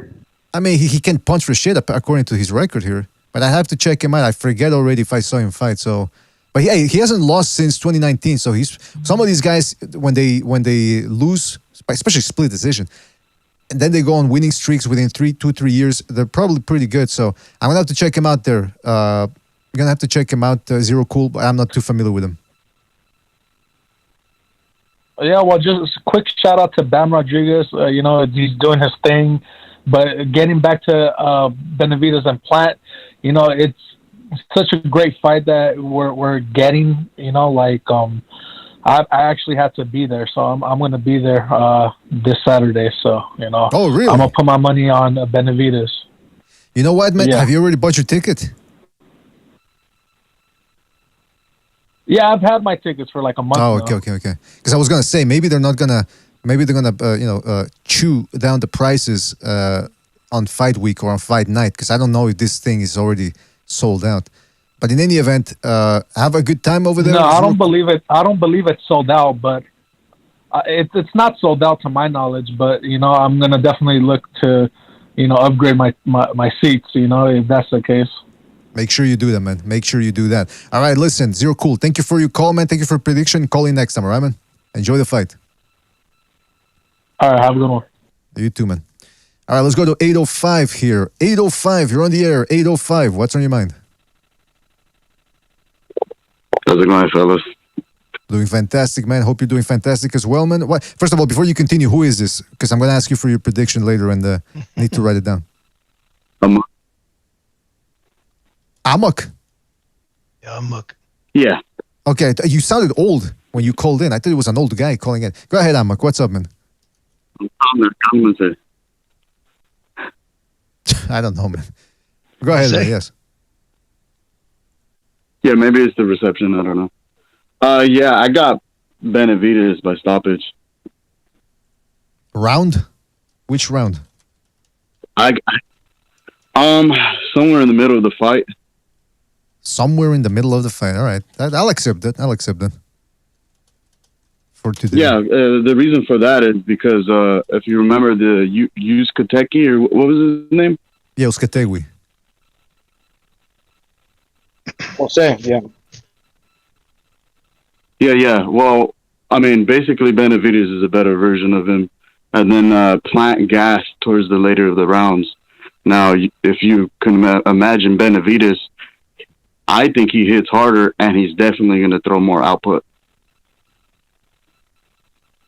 So I'm expecting Plant to gas sooner than later. That's a sensible prediction right there. So you're going to say somewhere in the middle of the fight. I think, you know what? I don't want to, to tell you what to do or whatever, but I think somewhere late in the fight is a better pick. Yeah, that's the safer bet, but I still think it's somewhere in the middle of the fight. There you go. Taking a risk. I like it. I love it. Precision. What else? Exactly. Amok, what else, man? Honestly, I just don't see a way Plant can do anything to even win this fight. I think the volume is just I mean, you can only dodge so much. And then every time Benavidez does miss his face, he's still going to hit his shoulders, his body somewhere. He's still going to hit him. So you're saying it's not going to be White Boy Day on Saturday? Yeah, it's going to be a beating, man. Let's be real. He's clocking me. All right. Well, listen, I got your prediction down. But I will say this, though. Sure. I think Plant is going to show us some flaws that Benavidez has. Maybe on the footwork, maybe his lateral movement as well. Who knows? Yeah, we shall see, man. Yeah, I think you're right there. He is the best opponent he's fought so far, so he might expose some holes. Expose some holes. Yeah, maybe the way he throws his angles while he's moving, like, we don't really know, man. We'll see. All right. Well, listen, Amok, thank you for your call. Call back next time, right, man? Thanks, man. Take it easy. Yeah, I don't know why when I'm saying things that sound weird today, expose some holes. I mean, come on. That's not what we want to do on this show. That makes sense. No, I don't think it makes sense. It doesn't make sense. It's actually quite dirty. Dirty. Let's go to another phone call here. Let's go to 929. 929, you're on the air. 929, what's on your mind? Yo, what's going on, BDA? What's up? Who is this? Virtuoso. All right, Virtuoso. What's up, Sailor? Prediction time. Speaking of Sailor, Kevin, now and again, every now and again, this guy calls in, calling him like a drunken sailor. So I just want to clarify what really happened with Caleb Plant and this lady, right? Oh. So she tweeted out about some clip about Caleb Plant in the All Access documentary, talking about race and all that stuff, about how, he made it here, race has no place in it. Okay, so she basically said, like, race has no place in boxing. Caleb Plant does not have low expectations because he's a white American. He has low expectations because his style is predictable and his skill level is not exceptional. There are better fighters around this weight class. Now, what she said there kind of triggered him, and then Caleb Plant, played his greatest hits of misogyny. So that's pretty much it, and people, piled on him for that bull crap, Just because she had a basically a very salient point, he got in his feelings. So who's the bitch, really? So I just wanted to make my prediction. Yeah. No, go ahead. No, I just wanted to talk about this fight.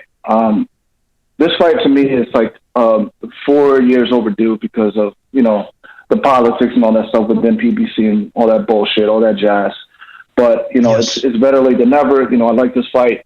It should be good. Grudge match. These people generally do not like each other, so that feeds into the hatred and the intensity of the fight.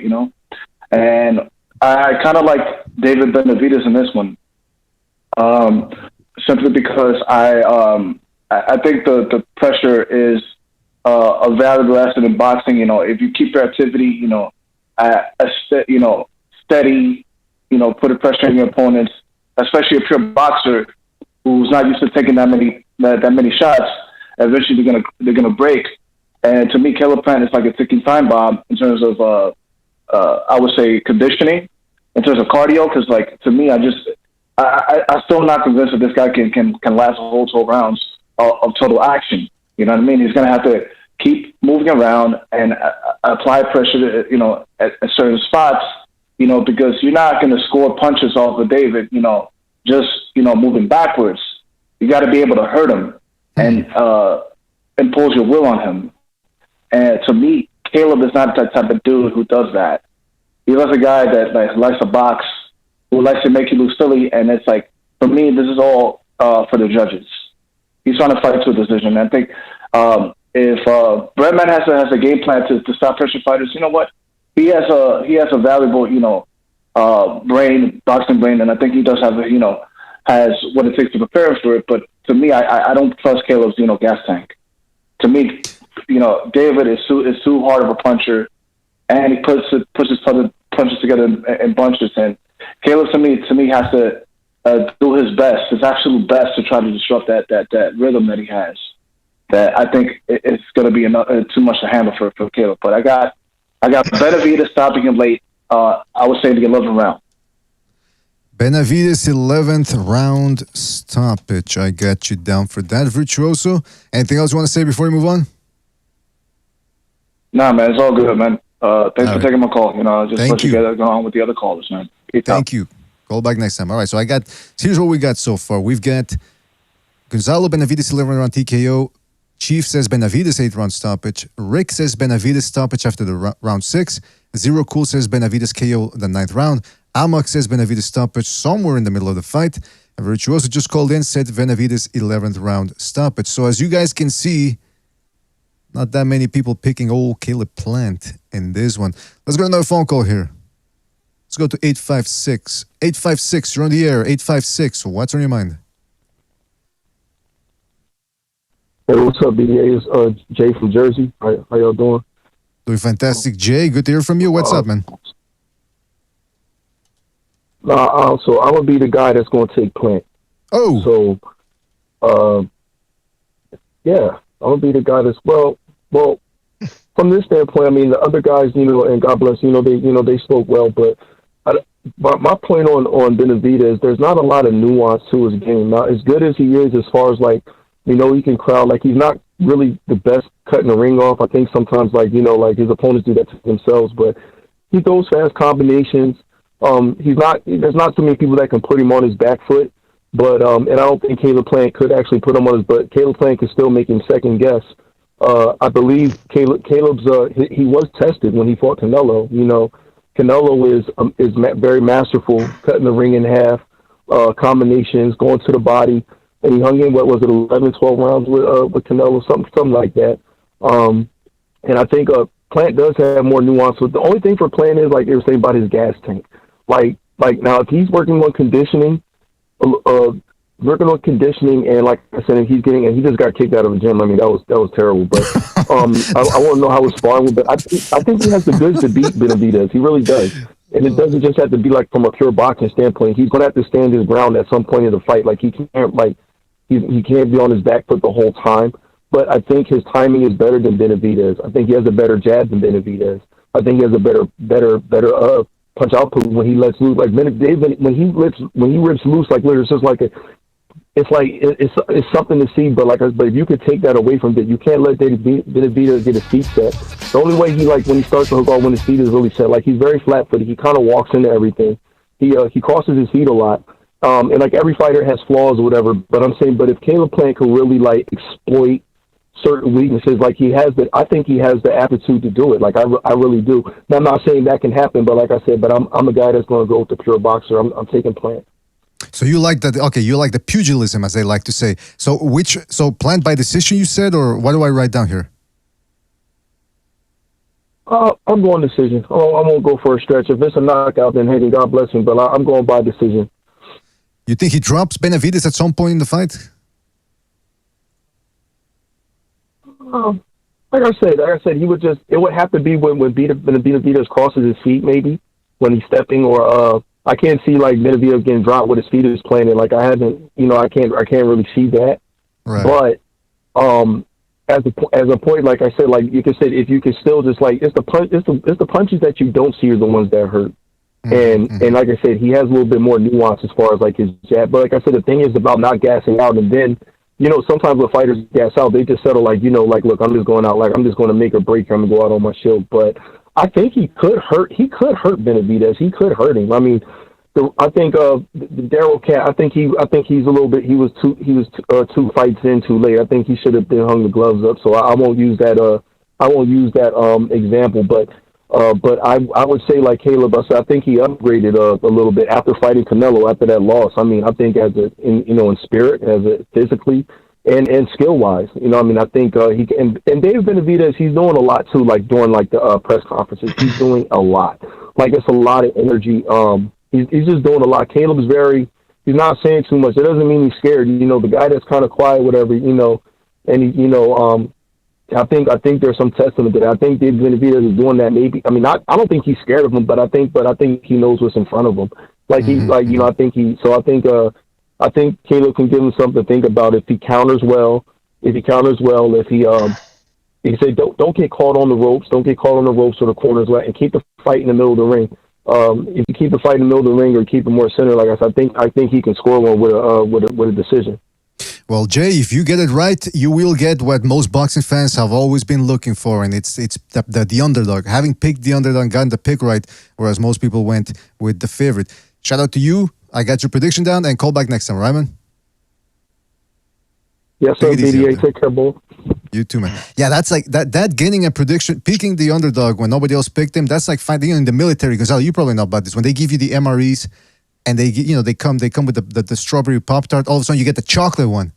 That's like a rare find. You don't get the chocolate one. So that's what it is. This guy wants that chocolate Pop-Tart. So we'll see what happens there. So shout out to everybody that called in. The phone lines are still open. Call in if you want to and hit the like. We've got Pete jumping in here. We still got Chief and Gonzalo. Guys, thank you for staying on here. All right, so who wants to go? Pete, what do you think about this fight? What's your prediction? I heard the show sorry, I was a little late getting on here, but I couldn't agree with Chief, Boxing Chief in particular. I think hit the nail right on the head. He checks every box. Yeah, you're welcome. He checks every box right down the list. I mean, I'm probably a little bigger of a fan of Benavidez. I don't know about a fan, but he's one of the fighters that I follow. He's got a hell of a lot of potential. Both of them do, but the fight's 3 years overdue. I will agree with the last caller. It is a little, should have had this fight when they were both basically prospects or whatever. Anyway, it's happening now. It's a good fight. I like the style matchup.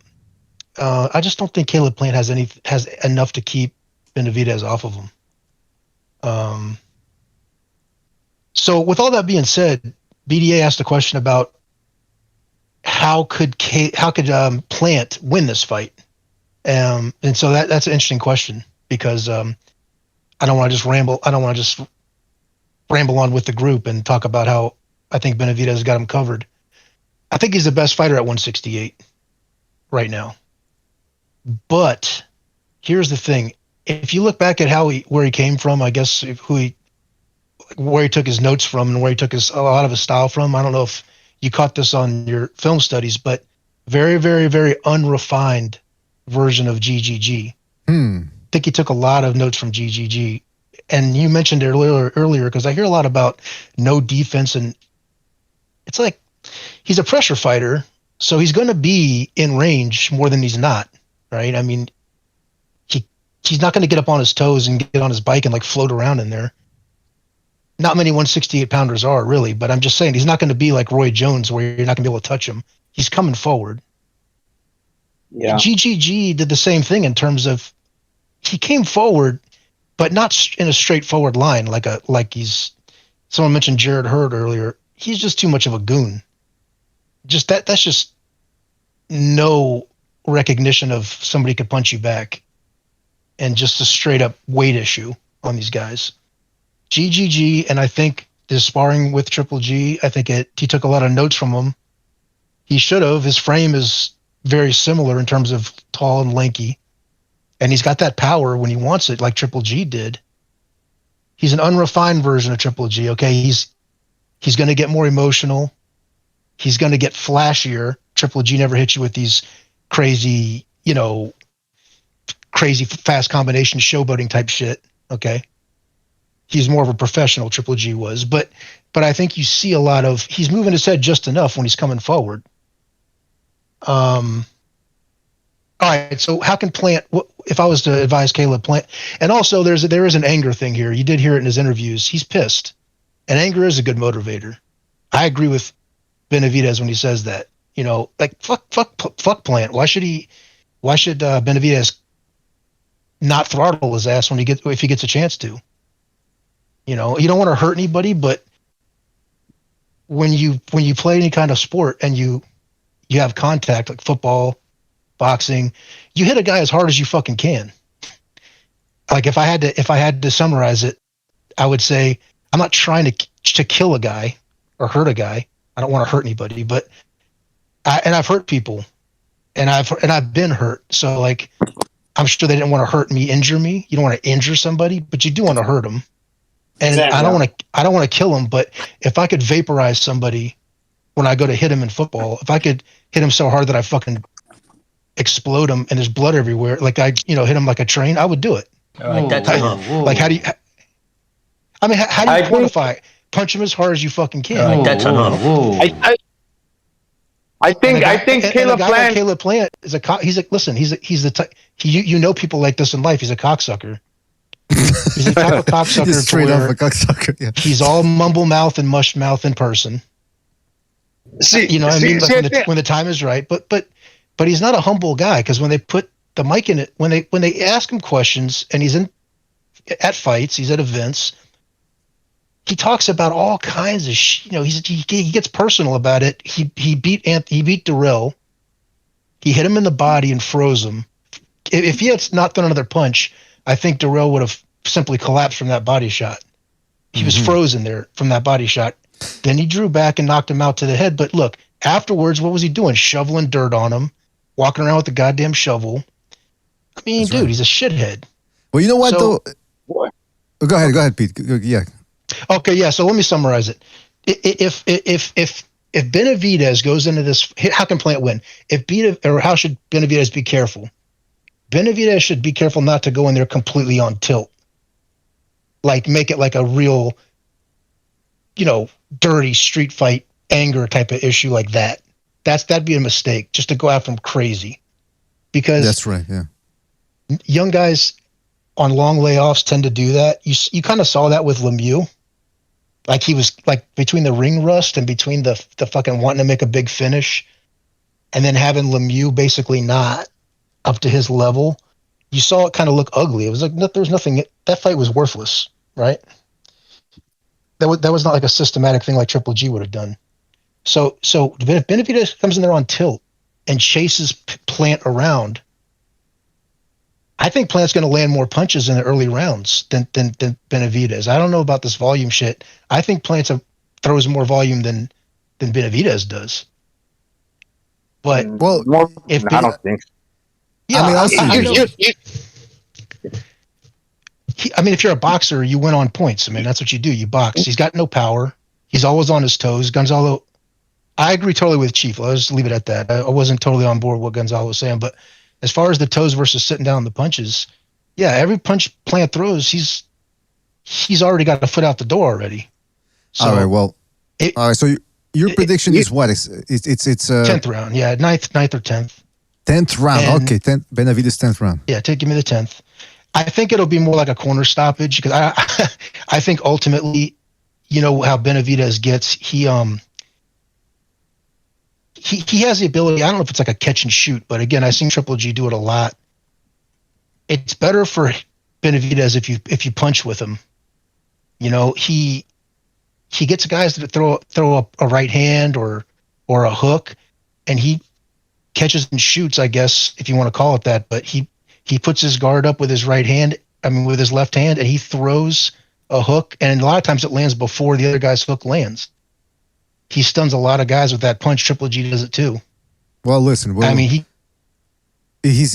Kelly Plant, like I think Chief also said, or somebody else. No, excuse me. The sole caller that's picked Plant, he said he doesn't necessarily have to hurt him enough with his punches. He just has to get Benavidez's respect. And speed sometimes is power, because he catches guys off guard, and that makes him hesitant to throw. So we'll see if that's something that can happen. Here's another person picking Plant.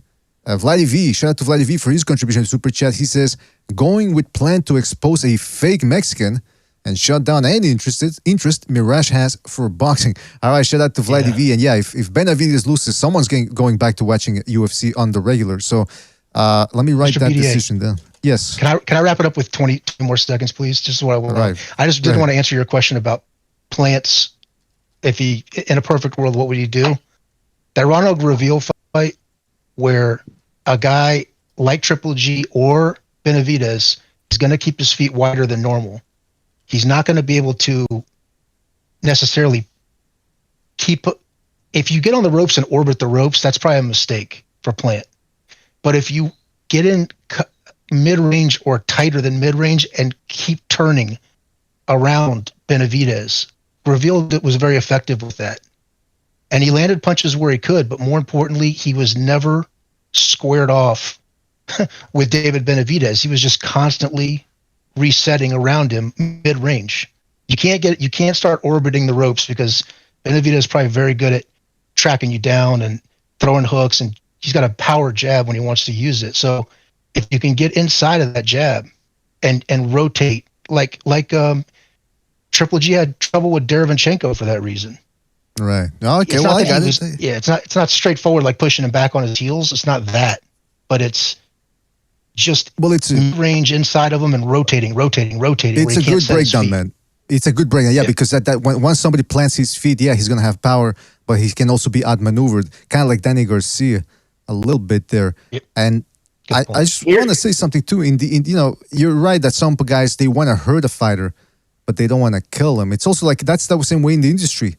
All right, that's the same way I am with women too. It's like, listen, I don't want to kill you. I'm not gonna kill you, but I'm gonna hurt you. You see what I'm saying? There's a difference. All right, Gonzalo, go ahead. Yes. Yeah, here's the mistake. Here's the mistake that David Benavidez can make.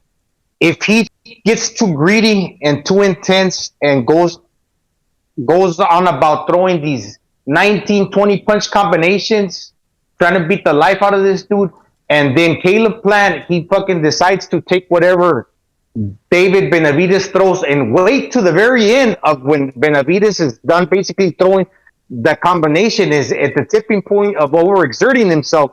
Then he catches him with the shot. The cherry on top, boom, the counter shot at the very end of Benavidez' combination when he's the most tired. And the ebb and the flows when he's fucking on the way down of like exerting his energy, that's when he can zap him and clip him. But I don't see that happening. But to be fair, that's the greatest advantage that that Caleb Plant has in order to take David Benavidez' power is to stand with them. Because if he's standing with them, he's going to be able to know what's coming because basically in his mind, he's preparing to brace his body to take the shots. He's aware that he's going to take some punishment. And that allows you to brace in your body, clench your jaw, and know that I got to fucking be prepared to take a hit. A lot of times going backward, it's counterintuitive. Because when you're going backwards, you can't brace your body. It's like trying to move in two opposite directions at one time. How can you brace your body when you're jumping backwards? Not jumping, but basically moving backwards. You gotta sit down on your fucking legs, tighten up your stomach, put your guard tight, clench your jaw, and be prepared to fucking go to war. But basically by me saying that that's his best chance, he's kind of damned if he does and damned if he don't. Because if he does assume that stance, yes, he's going to be able to take the punch. And that's why Benavidez, he's got a pretty good chin because when a pressure fighter comes forward, it's not that he's got this great job. No, he's already knowing that punches are coming down his direction as well. So when these two guys are trading, that gives them a better opportunity to handle their punches.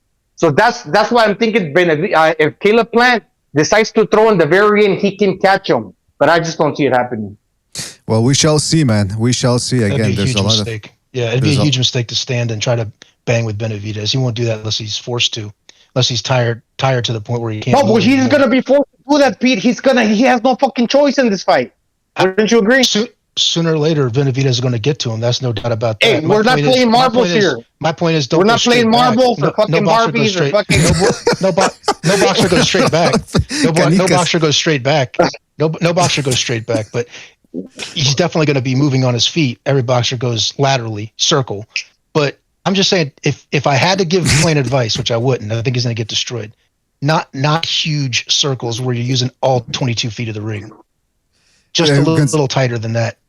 Oh, yeah, you're right. You're right. Success with that.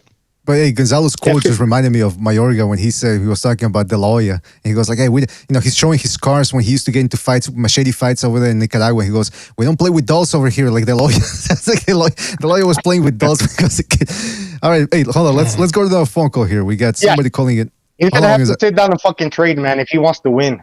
Let's keep going with that. But after this phone call here, 510, you on the air? 510. What's on your mind? Hey, what's up, man? First of all, shout outs to, I don't know if Jimmy's here, but, Jimmy's a GOAT. What's up, Gonzalo? What's up, BDA? What's up, Pete? What's up? Hope you guys doing good. Honestly, my prediction, I think Benavidez is going to swarm him. I don't really like Caleb's Scat. I call him Scat, like Caleb's Scat, like shit. Because to be honest, he's like, he's like he's like the pseudo. Look, anybody that adopts like the pseudo Mayweather like style, to me in my book, they're just like not. They never reach a level for some reason. They're capped at that. They think that for some reason, I don't know if it's like his mindset or maybe certain people just think a certain way about the style and they just try to copy it. But they always turn out kind of the same. They just kind of like mid-level journeyman, And I mean, to be honest, he annoys me. Like he just has a punchable face, So, on top of that, I feel like, I mean, pretty much the analysis is spot on. Like that's kind of what I thought too. I think Benavidez is like, he's just going to swarm him and actually, I think he's going to spark him though. I think he might. Beat him, like he might KO him out completely, like in the 7th round, I think. Jeez, Luis. Huh? Honestly, the way I see the fight starting off is like him, Caleb moving, but as like Gonzalo just pointed out, he doesn't have a choice. Eventually, he's gonna have to trade, and that's his best chance because, whether he goes to the body or the head, I'd personally go to the body to try to see if I can get something in. But just like that pressure, once you felt that pressure, even in like, in an amateur level, when some dude has it pushes you like that and just like starts cracking you to the body or anywhere else and just constantly just doesn't let you breathe, man, that shit sucks, man. It's like, it's not a good place to be. And it's in Caleb's playing disadvantage because I really don't see like that dude actually having heart to actually weather that storm and actually put something on him. So, pretty much I think 7th round KO. That's interesting. Yeah, that some people. Yeah, it's true. Some people can handle the pressure. Like, no, it's true. Some people can handle the pressure. Me, on the other hand, I thrive under pressure, but I understand I'm abnormal. So, but a guy like Plant, he's gonna have to get into that mode of, listen, I understand that this is gonna happen. I have to get ready for it, but I don't know if he's going to be able to. He should have given me a call before the fight. But hey, by the way, who is this?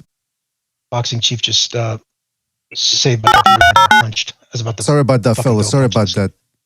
So I think I'm back. Am I back? Can you guys hear me?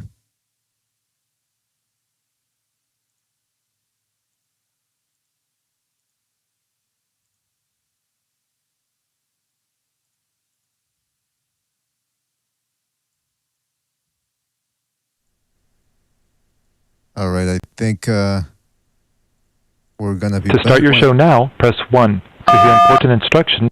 It appears that the host has already dialed into this show. Only one host is allowed per show. Thank you for using Blog Talk Radio. Goodbye. All right, are we back here? Can you guys hear me? Anybody in the chat? If you guys are there, let me know. All right, fantastic. All right, good. Sorry about that. It's we did get disconnected. Not as long as other. Sorry about that, fellas. Sorry about that. We're back. Sure. Yeah, the phone lines though got fucked up, so I might have to restart. Can you guys hear me, by the way, in the panel? Yeah. Yes, sir. Fantastic. Sorry about that. Yeah, I apologize to the caller too. I think he's still there, but I can't. Well, let me see if it works. 773. Oh, you're on the air. 773. What's on your mind? Can you hear me? No, can't hear me. All right, let me restart the phone lines, and whoever, if you can hear me, we'll restart the phone lines and get back to some nitty gritty here. All right, so guys, okay, so it's interesting that not a lot of people are going with Caleb Plant here, and understandably so. The guys, and you know what though, who's rooting for Caleb Plant? I'm just curious. Any of you guys on the panel rooting for the guy? No. Not really.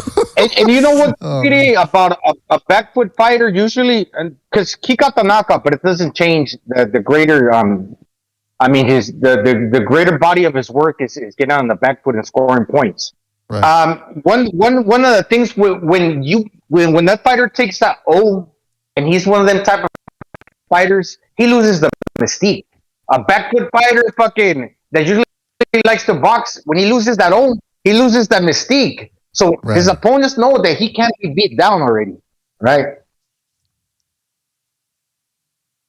The style matchup is just as old as dirt here. I mean, it's just a pressure fighter coming after a boxer. So I'm not. The Canelo loss is the loss. It is what it is. But if Benavidez does not cut the ring off properly, no matter how much power he has, if he lets Caleb Plant circle around him and keep resetting his feet, where he's punching across his body, where he's throwing a right hand basically over his left shoulder, like a quarterback like you're trying to throw a ball across your body, or do anything without using your hips and using your entire body, Caleb Plant's going to land more shots, and he will win by points. And so Benavidez, if he makes that mistake and gets too hot-headed about it, or gets DQ'd, does something stupid like try to finish him and like really not blow his head off, then yeah, he could. I mean, Bivol did it to Canelo. If you're just not going to cut the ring off and you're not going to use your feet to get in there properly, a guy will outpoint you. You saw it against Canelo. So I mean, it's not like Benavidez can't lose. So he should not. I think he's in the right. I think he's in the right spot. He looks like he's in good shape. Kid's got power. He's got a mean streak in him. I don't know if Plant's father's gonna stand there and let him finish Plant like the way he wants to. I'll say that. He's probably gonna have the towel ready if Plant gets hurt. No, I hope not, man. I hope not. I want to get somebody. See, that's the thing. You were being too nice earlier. I don't want to kill people, blah, blah, blah. Listen, every once in a while, you want to see somebody get put out of the ring in a stretcher. I should have to recognize, by the way, he says, I'm rooting for the Dominican Benavidez. Yeah, Benavidez. What is he, by the way? Is he Dominican now? He's half Ecuadorian. He's American. He's got half Eskimo, too, a little bit there sprinkled in. Come on now. Let's get serious, I don't man. think you understood what I said earlier. Since it's highly unlikely that you could kill somebody, I'm saying punch him as hard as you possibly can. Yeah, try to kill him. That's not what you said. It's interesting. Obliterate him, decapitate him. No. You can't do It's it. interesting that you would mention that because these dudes, they actually do want to kill each other. So they're not thinking about pulling no punches. That's right. I hope not. Hey, listen. Yeah. They All I fucking can hate say each other, is, Pete. Who's the better clincher? Good question. Good question. Well, No one's thought Benavidez about doesn't that. really And I'm have to calling clinch. Recognize out also the fact that I haven't talked to him in a year. I'm calling him out that he better contact the show soon. He was on the Second Renaissance the other day. I never get to those. Yeah, you never do, huh? I All never right, know well, when listen. you're doing them. You don't tell me about them. Oh, it's my fault. I get it. Well, listen. Here's the thing. No, my man. fault too. I don't follow the show as much. I'm My kidding bad. around. Listen, I want to see somebody punch. Yeah, Benavidez could be a good clincher if he wanted to with those fucking long orangutan arms of his, but he's not going to do that because he wants to do some damage. We got somebody here calling in. I think it's K-Dog again. Just want to hear from him. K-Dog, is that you? Can you hear me? Yeah. Go ahead. What are you doing? What are we doing? Hey, man, I've been listening to all this show, and all I hear is a bunch of hog riding on David Benavidez. Oh, come on. Hog riding. Oh, David Benavidez, he's this, and I don't like Caleb Plant. Like David Benavidez, some Boy Scout. This dude's a piece of shit. So is his father. Oh. He's just like Teofimo Lopez. He got a piece of shit father and raised his son to be a little cokehead piece of shit. So all these things, I don't like Caleb Plant. He's a piece of shit. David Benavidez is the piece of shit thug. He's the one that tries to corner this Caleb Plant with him and his group. He's coming trying to jump him at the gym. So this idea that David Benavidez, he's a good boy and Caleb Plant's a piece of shit. Fuck that. You said he's a good boy. I said Caleb Plant talks shit when it doesn't when someone's got a cracking jokes and then he gets up on the mic and he opens his mouth a half an inch at a time and he's all fucking zen like and shit. No, I'm just a competitor. David Benavidez he's gonna get his fucking face caved in shit. and he deserves it. He's gonna get his David Benavidez hasn't beat nobody. David Benavidez hasn't beaten nobody. Is Caleb Plant somebody to you? I mean, to me, is he? Everyone's talking about David Benavidez. I'm not talking about Caleb Plant. I'm talking about David Benavidez. Listen, son. I'm asking you a question. Is Caleb Plant somebody to you, a boxer? Is it a good win? I'm talking about David Benavidez right the fuck now. Not on Saturday night. I'm talking about right now. David Benavidez hasn't beaten nobody. The one fight I saw is against this dude Gavril, and he's going tooth and nail, and he looked like shit. And then he fought a bunch of bums, and everybody calls him the monster, the boogeyman, this and that, and they're dick riding him. So your problem with him is what? Get off the dude's jock, man. Get off the dude's jock. Is your problem with him is substance abuse? That's the issue. No, it has nothing to do with that. The dude, he just comes off. He just comes across like a thug. He comes across like a criminal. That's what it is. No, not really. The piece of shit is his brother, man, because he did drugs. Jose Benavidez Jr. And the dad doesn't help out either. No, Benavidez is a nice kid. Yeah, But even if he wasn't, he's the I didn't like monster. how they tried to jump. Yeah. He came to the fucking gym. They tried to jump Caleb Plant, his coach. That's a piece of shit move. Kind of jump some dude. He got like 4 or 5 people deep. And that's not a good look. And I just don't like the way he carries himself. You saw the press conference. He was all emotional, acting like a fool. And Caleb Plant was cool, calm, and collected. Everybody Benavidez was acting a fool, making a fool of himself. And I just don't like the way David Benavidez carries himself. It reminds me of Teofimo Lopez. When Teofimo Lopez thought he was hot shit, and all of a sudden he got brought back down to reality. He realized he isn't hot shit. And that's what David Benavidez makes, and he's an ass whooping. That's an interesting comparison right there, K-Dog. I just want to ask you something, though. Virtuoso called in earlier. He said that the reason why Caleb Plant was going after that woman on Twitter was because all she said apparently was that he wasn't all that great a fighter, that he wasn't exceptional, that he was average, and that he made it, I forget something like that, but essentially she said he was average and that's what set him off. Is that what happened? Or like maybe if you can just gleam some of, or expose most of what happened? Yeah, pretty much. She was talking shit. She was talking shit. She's saying, "Oh, he ain't exceptional," and race has no part in boxing. But obviously, race has a part in boxing when it comes to Caleb Plant. There's not a lot of white Americans in boxing. That's just a fact. So I think everybody can agree when you see a white American boxer, they kind of underestimate him. They think that he's not cut from that cloth. And I agree. And then this chick comes out here and says, "No, there's no place for that, this and that." And then he's not exceptional. There's other people better than him. She's talking shit. Ooh. She's playing me talking shit. Oh, it's just an opinion. No, it's just an opinion. Yeah, her opinion is he's average. He's no good. So she's talking shit. Yeah. So for him to come out and set her straight, I fully support that. Virtuoso come out. It's misogyny. You pussy. That's pussy shit. That's pussy shit saying that. He's misogynist.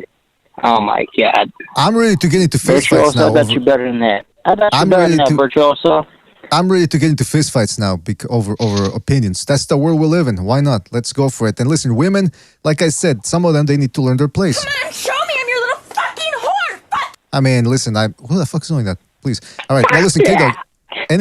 K-Dog, anything else you want to say before we move on?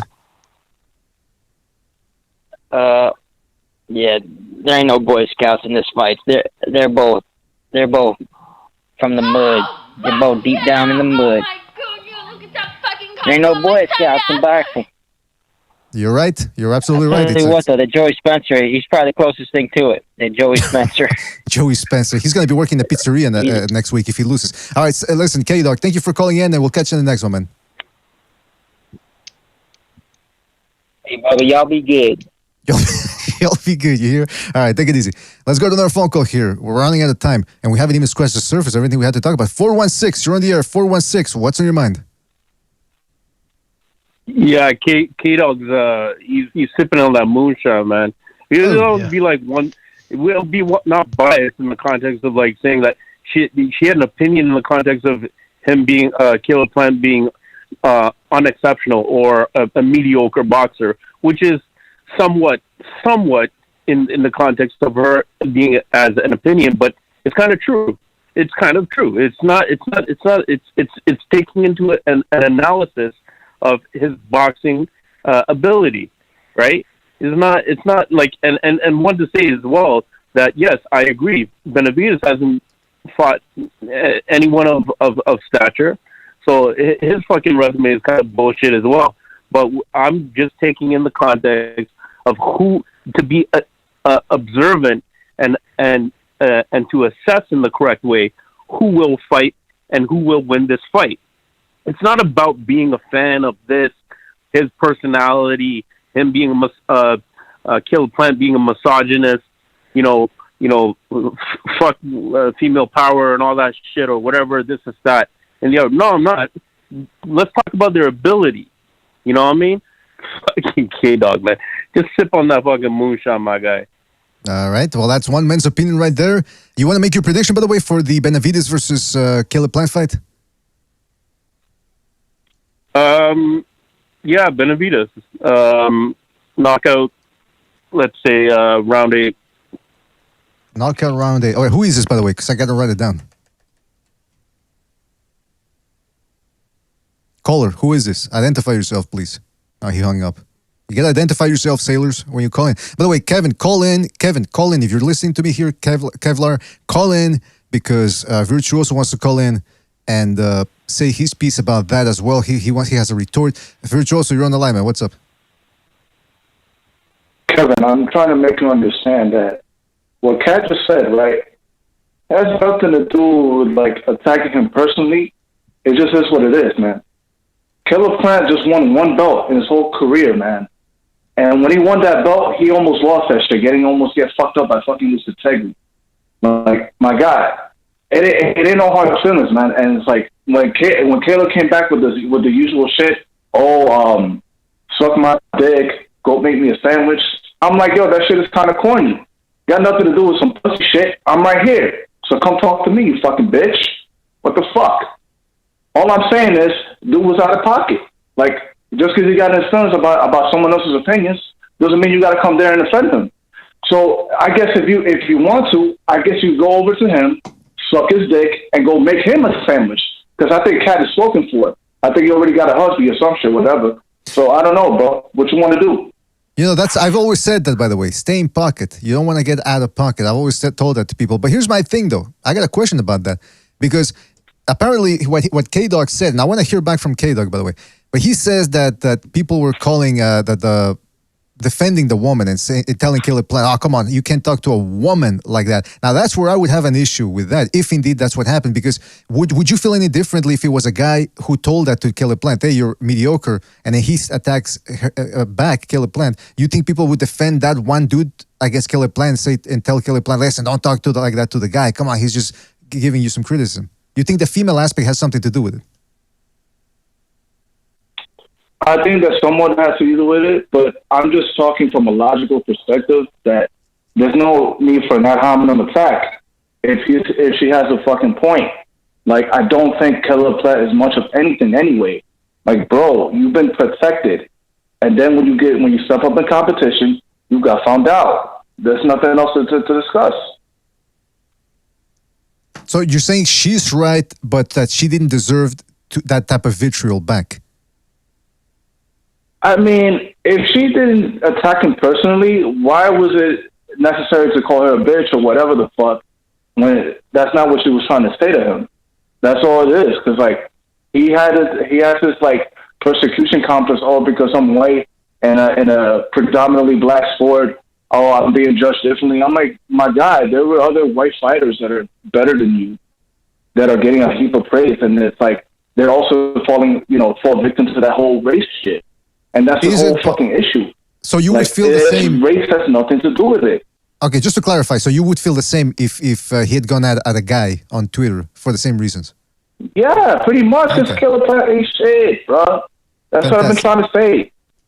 All right, no, I got you.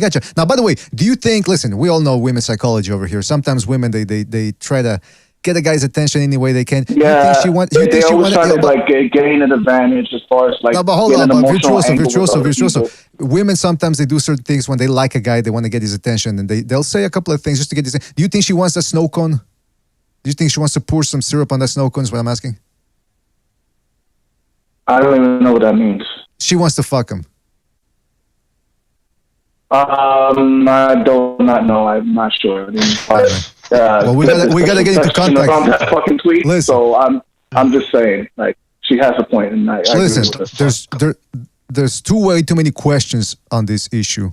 We gotta get to the bottom of this. So we need to talk to this woman.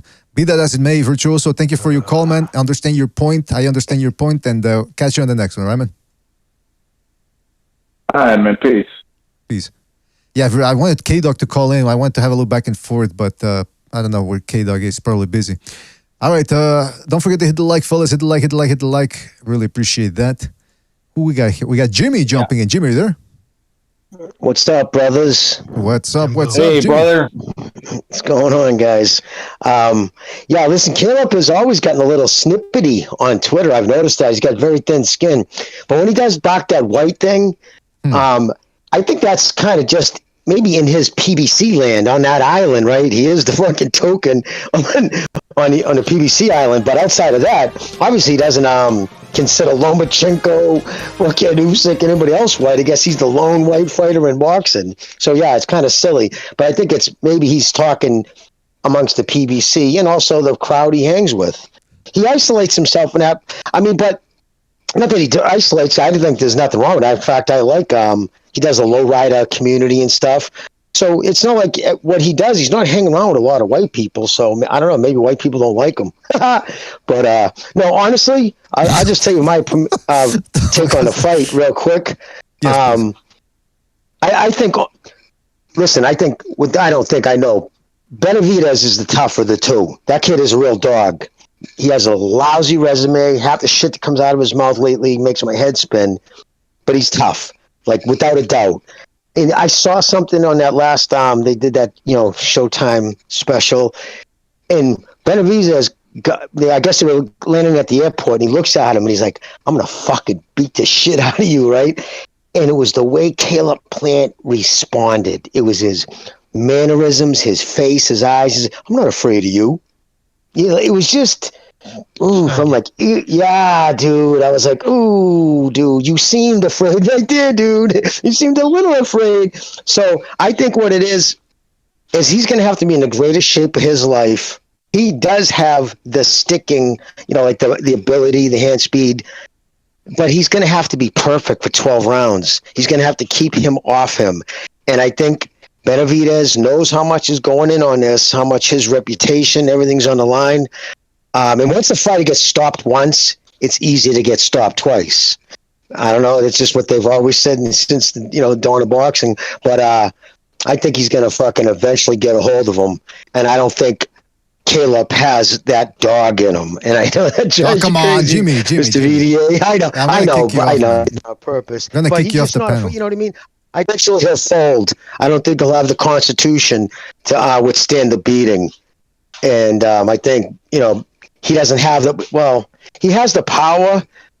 I don't think he has the power to knock out Benavidez. He could floor him. He could put him on his ass, but I don't think he'll stop him. So overall, I think it'll be a late stoppage because I can't see it going to decision. If it goes to decision, I don't think it would go well for Benavidez. Well, Jimmy. So that's my spiel. I wrote that down, and let me give you the rundown of the predictions we've had so far. Gonzalo, Benavidez, 11th round TKO. Chief said Benavidez, 8th round stoppage. Pete said Benavidez, 10th round stoppage. Slick Rick said Benavidez stoppage after the 6th round. Zero Cool, Benavidez KO the 9th round. He's going to be at the fight, by the way. Amok said Benavidez stoppage somewhere in the middle of the fight. Virtuoso said 11th round stoppage Benavidez. Jay from Jersey said planned by decision. Vladimir said planned by decision. Benavidez, and I Am Your Leader said, what did he say? Shout out to I Am Your Leader for re-upping the membership program. He's renewed his membership on the BDA organization, and he says Benavidez 11th round as well. So shout out to him. So as you can see, Jimmy, not a lot of people are picking Benavidez, only 2, and it was Jay from Jersey. He's pretty adamant that people are overrating Benavidez and that Caleb Plant is the superior boxer. So I'm very curious to see if his prediction comes true, man, because he gave a good argument. He didn't just say Plant is quicker.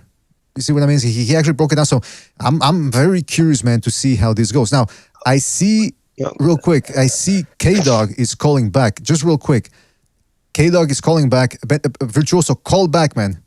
And once I see that you're both on the line, I know it's stupid, but I want to get to the bottom of this whole Plant versus female Twitter handle there saga. We need to resolve this before the end of the show. So, Virtuoso, if you're still listening, please call in. K-Dog, stay on the line. We'll get to you. While we're on that, don't forget to hit the like. Spread that BDA gospel. We need all the help we can get against the infidels. That's all I'll say about that. BDA, can I mention something in regards to David Benavidez? People saying that he's not Mexican. Absolutely.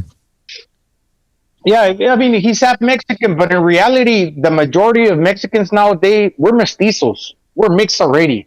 If it's not with Ecuadorian, it's with European or something else. Because in reality, the only Mexicans that are probably close to 100% are the guys that look like Pitbull Cruz. And do you really want to look like that guy? I know you're not going to get the good parts in the movies. You're going to be like the bellboy or something.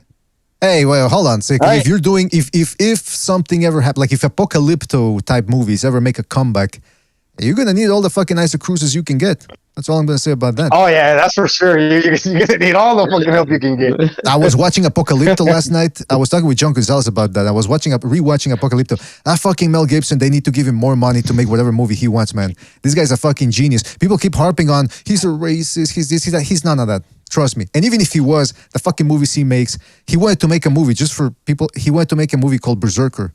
And he was going to do it in Old Norse about the Vikings. And he said, nobody's ever captured the horror of seeing a horde of Vikings coming at your town. I want to do that. But unfortunately, it's been 11 years and it's been in the... We need to do it pronto. Oh, yeah, you want to, kickstart. I like those voicemails to his ex-wife. To raise money. Yeah, you kidding me? A white guy, a white heterosexual Christian with who's married with children? No fucking chance. And doing a movie about the white people, like, going to a village, it's not going to happen in Hollywood right now. Unless they make the Vikings gay or some transvestite fucking Vikings, and they'll make that shit in a second. I'd be willing to compromise. Fuck, if that's all they ask of him, hey, listen, you got to put in a black Viking or something, I'd still pay to see the movie because it's still Mel Gibson.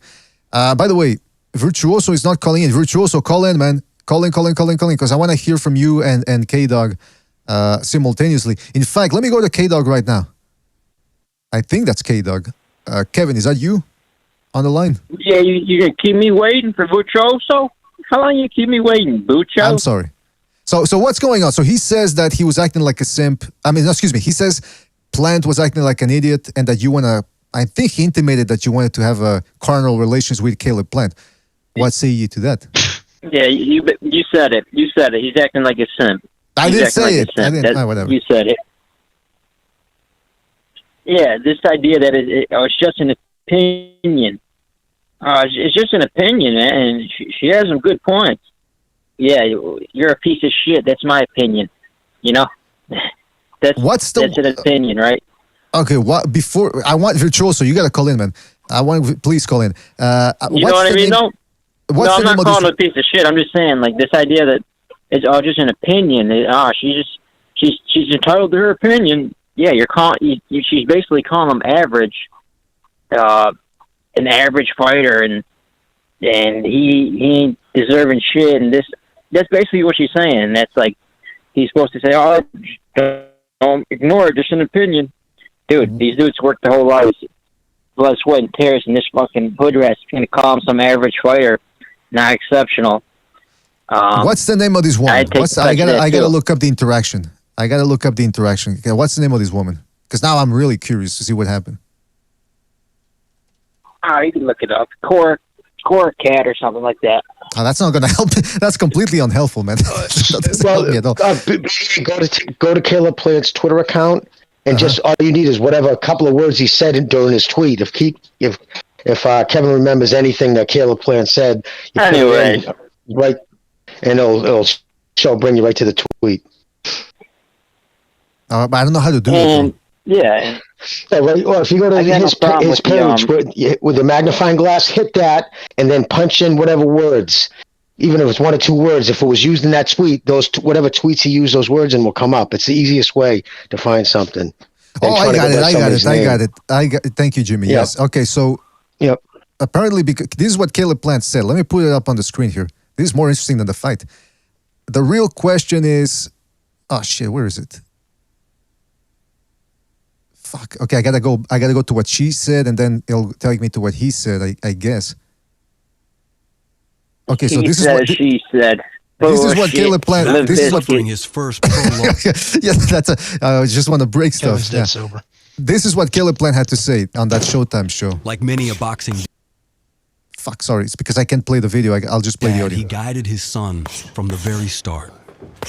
And after suffering his first pro loss 16 months ago, Caleb added a new member to his training staff. Nice.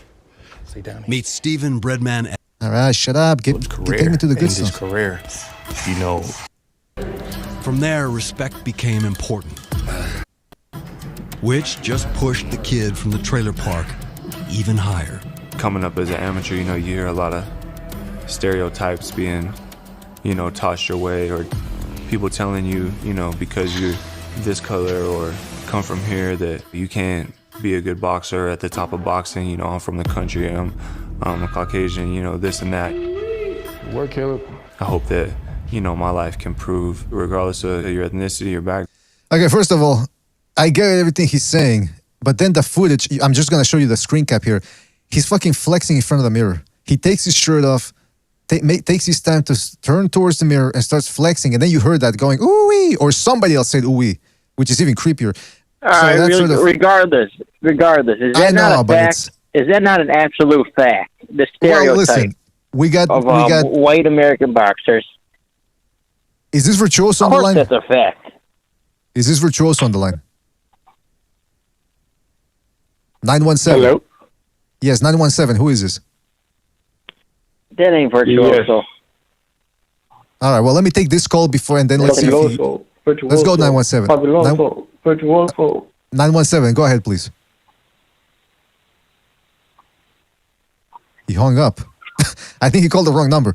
All right, well, listen. Let me get to the panel here. What do you guys think about what Caleb Plant said? That because he was a white guy up in the going through the amateur ranks in America, that people often look down on him. Well, it depends on where he's from. His region, like a Lowell kid wouldn't have got that because there's a ton of Lowell boxers growing up. It's just your region. Was he, I don't know, was it Memphis? Is that where he grew up and went to the gym? Yeah, it was probably like almost exclusively black. If he was training in Southwest America, it would have been, you know, predominantly Mexican. You know, so I think that's what it comes down to. If you're the only one person in there, I'm sure there was jokes being made. But, I mean, were they really on him about it? I think, see, one thing about boxing, maybe coming through the door, they might have ran their mouth a little. Oh, hey, geez, here comes fucking the fucking kid from 8 Mile. What was that white doofus who shot himself?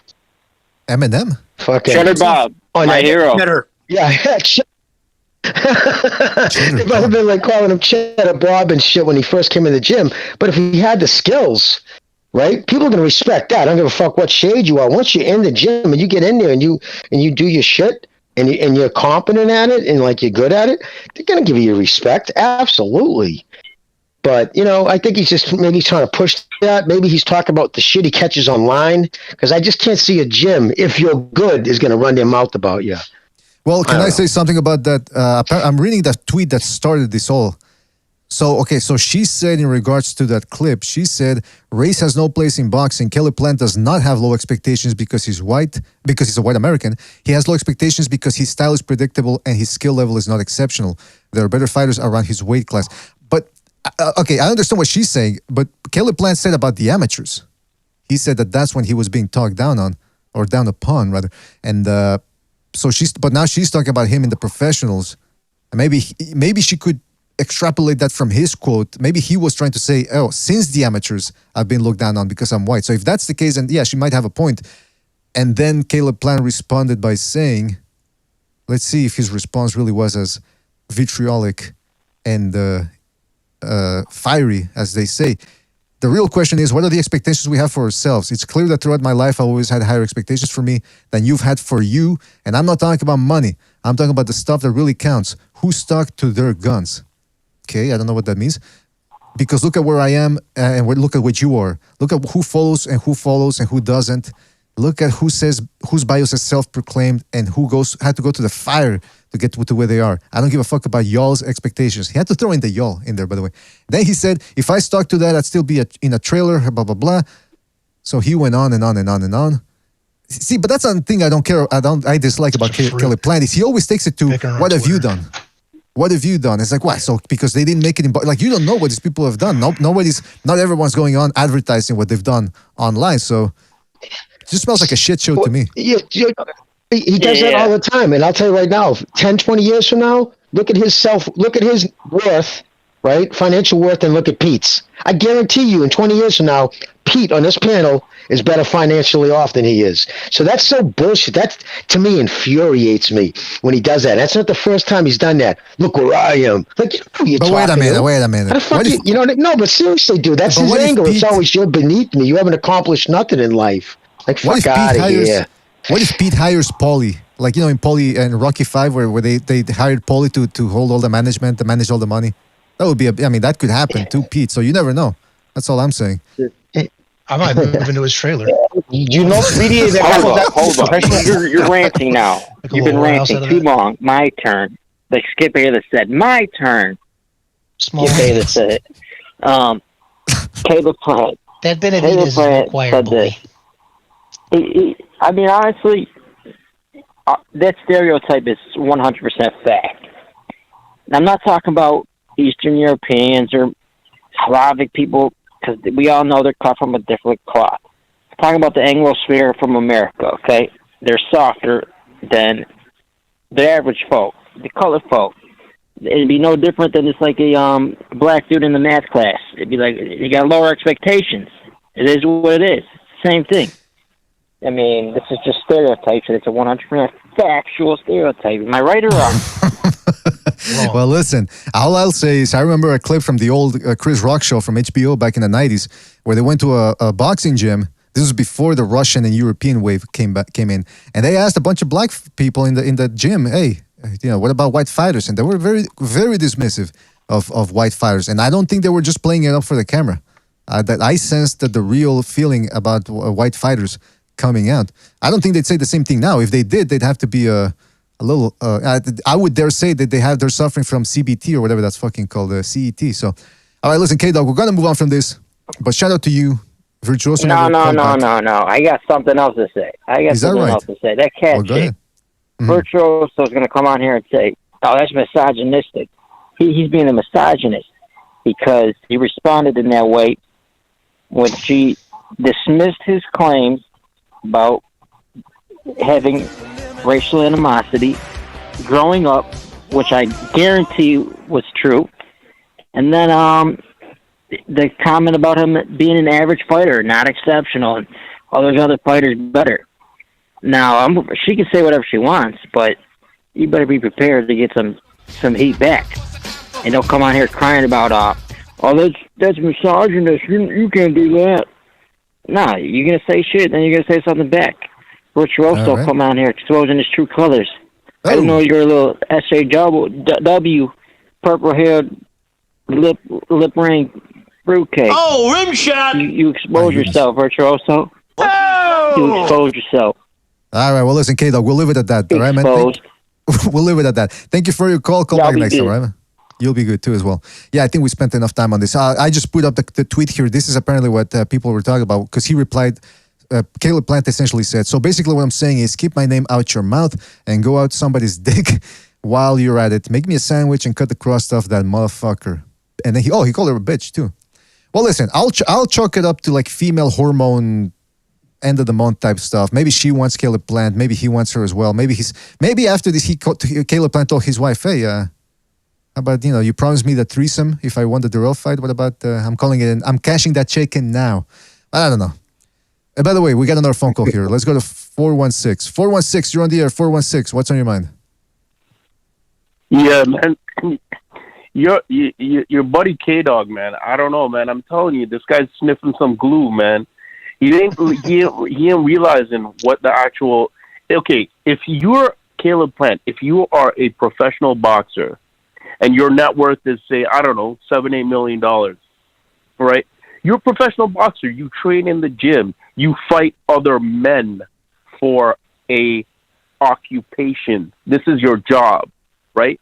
You're going to have some woman say whatever, which is her opinion, that you're mediocre or whatever. You're going to belittle yourself by, trying to talk smack back to some woman who doesn't. It's like, what? I'm worth $8 million. I fight men for a reason, for a purpose in the gym. Okay, you have your opinion that I'm mediocre. You don't have to slap back with that, that bullshit, right?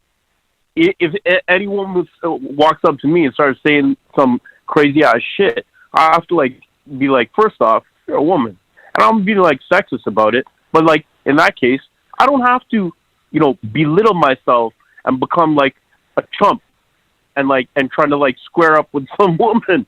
You know what I'm saying? So K-Dog's like definitely he's in his emotions about this shit, and not only that, it's just like I know methamphetamine is like good wherever you're at, but you got to get off it, K-Dog. You know what I'm saying? I gotta ask though, you gotta smell the. Caller, I gotta ask though, why I gotta ask though, why is it belittling for Caleb Plant to voice his opinion against somebody that voiced theirs?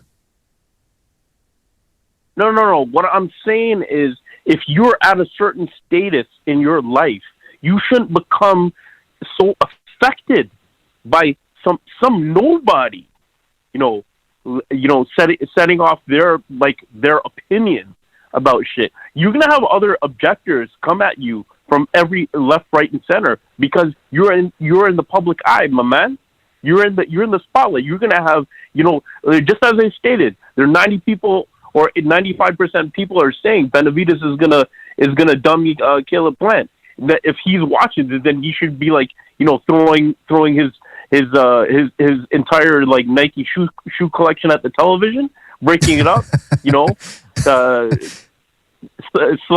going and running around his place, breaking up his daughter's gymboree or whatever.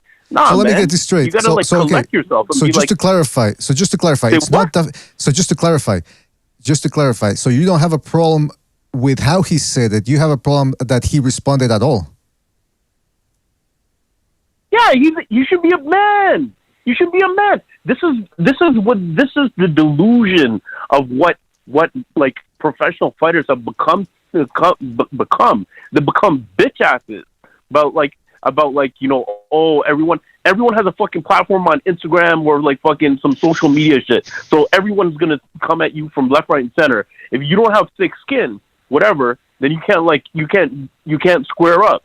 You know what I'm saying? Mm-hmm. What I'm talking about is old school fighters. You talk to Bernard Hopkins, talk to Iron Mike Tyson, fucking Evander, like all those guys. They'll be like, what? Oh, whatever. They'll watch. They'll laugh. They'll laugh at some woman and be like, okay, yeah, fine, okay, I'm shit. Okay, thank you very much. You know what I mean? The thing, and prove their worth, prove their might, prove their their gumption in the fucking ring. This, man. I'll say this about that. You're absolutely right about. If any of us as men are men, and we'd be like, you know what? If it's another dude that's like laying slander, okay, like then bring out the receipts. Tell me that like my resume is shit because of these reasons, right? Then you have to say like, okay, fine. And if the guy's like, really, right. I got what you're saying. I agree with you. I get what you're saying. That they're just words. But I'll just say this. This is what you should expect now from Twitter. It's everybody's got the right now to say whatever they want and reply back. So that's why you're gonna get a lot of bugs. I don't like it. I agree with you. I dislike these fighters squabbling like high school girls back and forth, and then not actually fighting each other on top of it. That's what's worse about it. But that's the bitches, world, bro. Like bitches. That's the world. But it's that's the world. Long gone are the time, man. That's the world we live in now. Yeah, these guys are gonna time where they'll be like, you know what? But that's what I'm saying. That's the world we live in. That's the world we live in now on Twitter. These guys are gonna talk. So I'm just saying is, if you have the expectation, hold those expectations for yourself, but don't hold it for these guys because they're not gonna listen to you. They're gonna. Twitter it's a whole other universe. It's the internet. It's the internet. It's not that you can't judge it by the same standards of real life, unfortunately. But anyway, listen. So let's get back to the actual incident. What I'm saying is, psychologically, Caleb Plant he's weaker in the context because his buttons get pushed fast. They get pushed fast. You'll hear something, you will disagree with it, then you'll have to like shoot back and be like, as you said, words in vitriol or like instant aggression. You know what I'm saying? But not assessing his status in life. It's like, yo, man. I'll tell you what I have a problem with. I'll tell you what I have a problem with because he didn't reply immediately by telling her, "Make me a sandwich, bitch." Initially, his response was about what she said about expectations. But I tell you what I didn't like. because essentially he didn't respond with vitriol right off the bat. What I have a problem with is when he's assuming that he's done more than this woman has.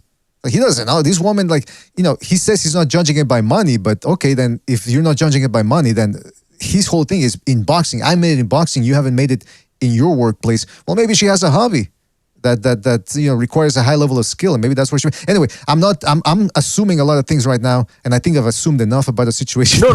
It's not. It's not an assumption. It's factual. Like, his highest payday will always be the Canelo fight, and that's it. His the highest is the highest level, and his highest claim to fame will be the Canelo fight, and that's it. All right. He will be lost in obscurity. Inevitably. In fact, a lot of these other fighters, the younger fighters, are going to be lost in obscurity. Why? Because they're all bitch ass fucking. They're not like true pugilists. They'll square up, be like, you know what, we're gonna make it. You want to take it out? We'll take it to the streets, man. Rip a fucking shirt off and let's get this fucking. Let's dance. Let's dance, absolutely. motherfucker. You know what I'm saying? Let's rock and roll. That's what I say. That's what I say. Shut your mouth and rock and roll, because that's what I'm paying for. Anyway, listen, caller, we have to move on from this. But thank you for your call. Call back next time, Ryman. Take it easy out there. Sounds like that caller had some. He's bet some canteen on fights. Ah, come on. Come on. All right, hold on. We got another call here. We got a lot to get to, man. I'm trying to move it along as quickly as possible here. Let's go to another phone call. Let's go to 323. 323, you're on the air. 323, what's on your mind? Hey, fellas, what's going on? It's Don Madrazos. Oh, Don Madrazos, what's up? Yeah, well, that caller right now, oh boy, just reminded me of the conversation that we talked about a couple of weeks ago about having like a spokesman, or having someone talk for you and respond for you when it comes to situations like this. Mm-hmm. Now, if it's a fighter talking to another fighter and trash talking another fighter, and they're talking to each other, sure, that's great. We all love that. But when it's like this, adjacent drama, nothing to do with the fighter or their camp, or even if it's that, like the rehydration clause, like I stated before, Ryan shouldn't be saying anything about the rehydration clause. He should just be saying, like that caller said, like, dance, motherfucker, and all that, instead of why are you trying to weight drain me, or why are you, what's with the rematch clause? It doesn't, like, it wouldn't hurt to have someone speak on your behalf when it comes to the narrative, because the other team's going to do it anyway. Like, people, and unfortunately, you're right. This is the world we live in. People are swayed by, you have to win the vote of the public opinion, and people are swayed by nonsense. I mean, we've seen it happen now. So, yeah, I'm not even too sure what happened with Caleb Plant and this woman, but I have to agree with the other guy too. It's like, you shouldn't be responding to nonsense like this. It's just, what does it have to do with the actual fight and preparation and training for the fight? Right, yeah. Well, I mean, I don't think he's taking time away from training to get into a back and forth with this woman. But I understand what you're saying. I understand the sentiment that, yeah, listen, these guys are acting like women on the fucking Instagram and the Twitter.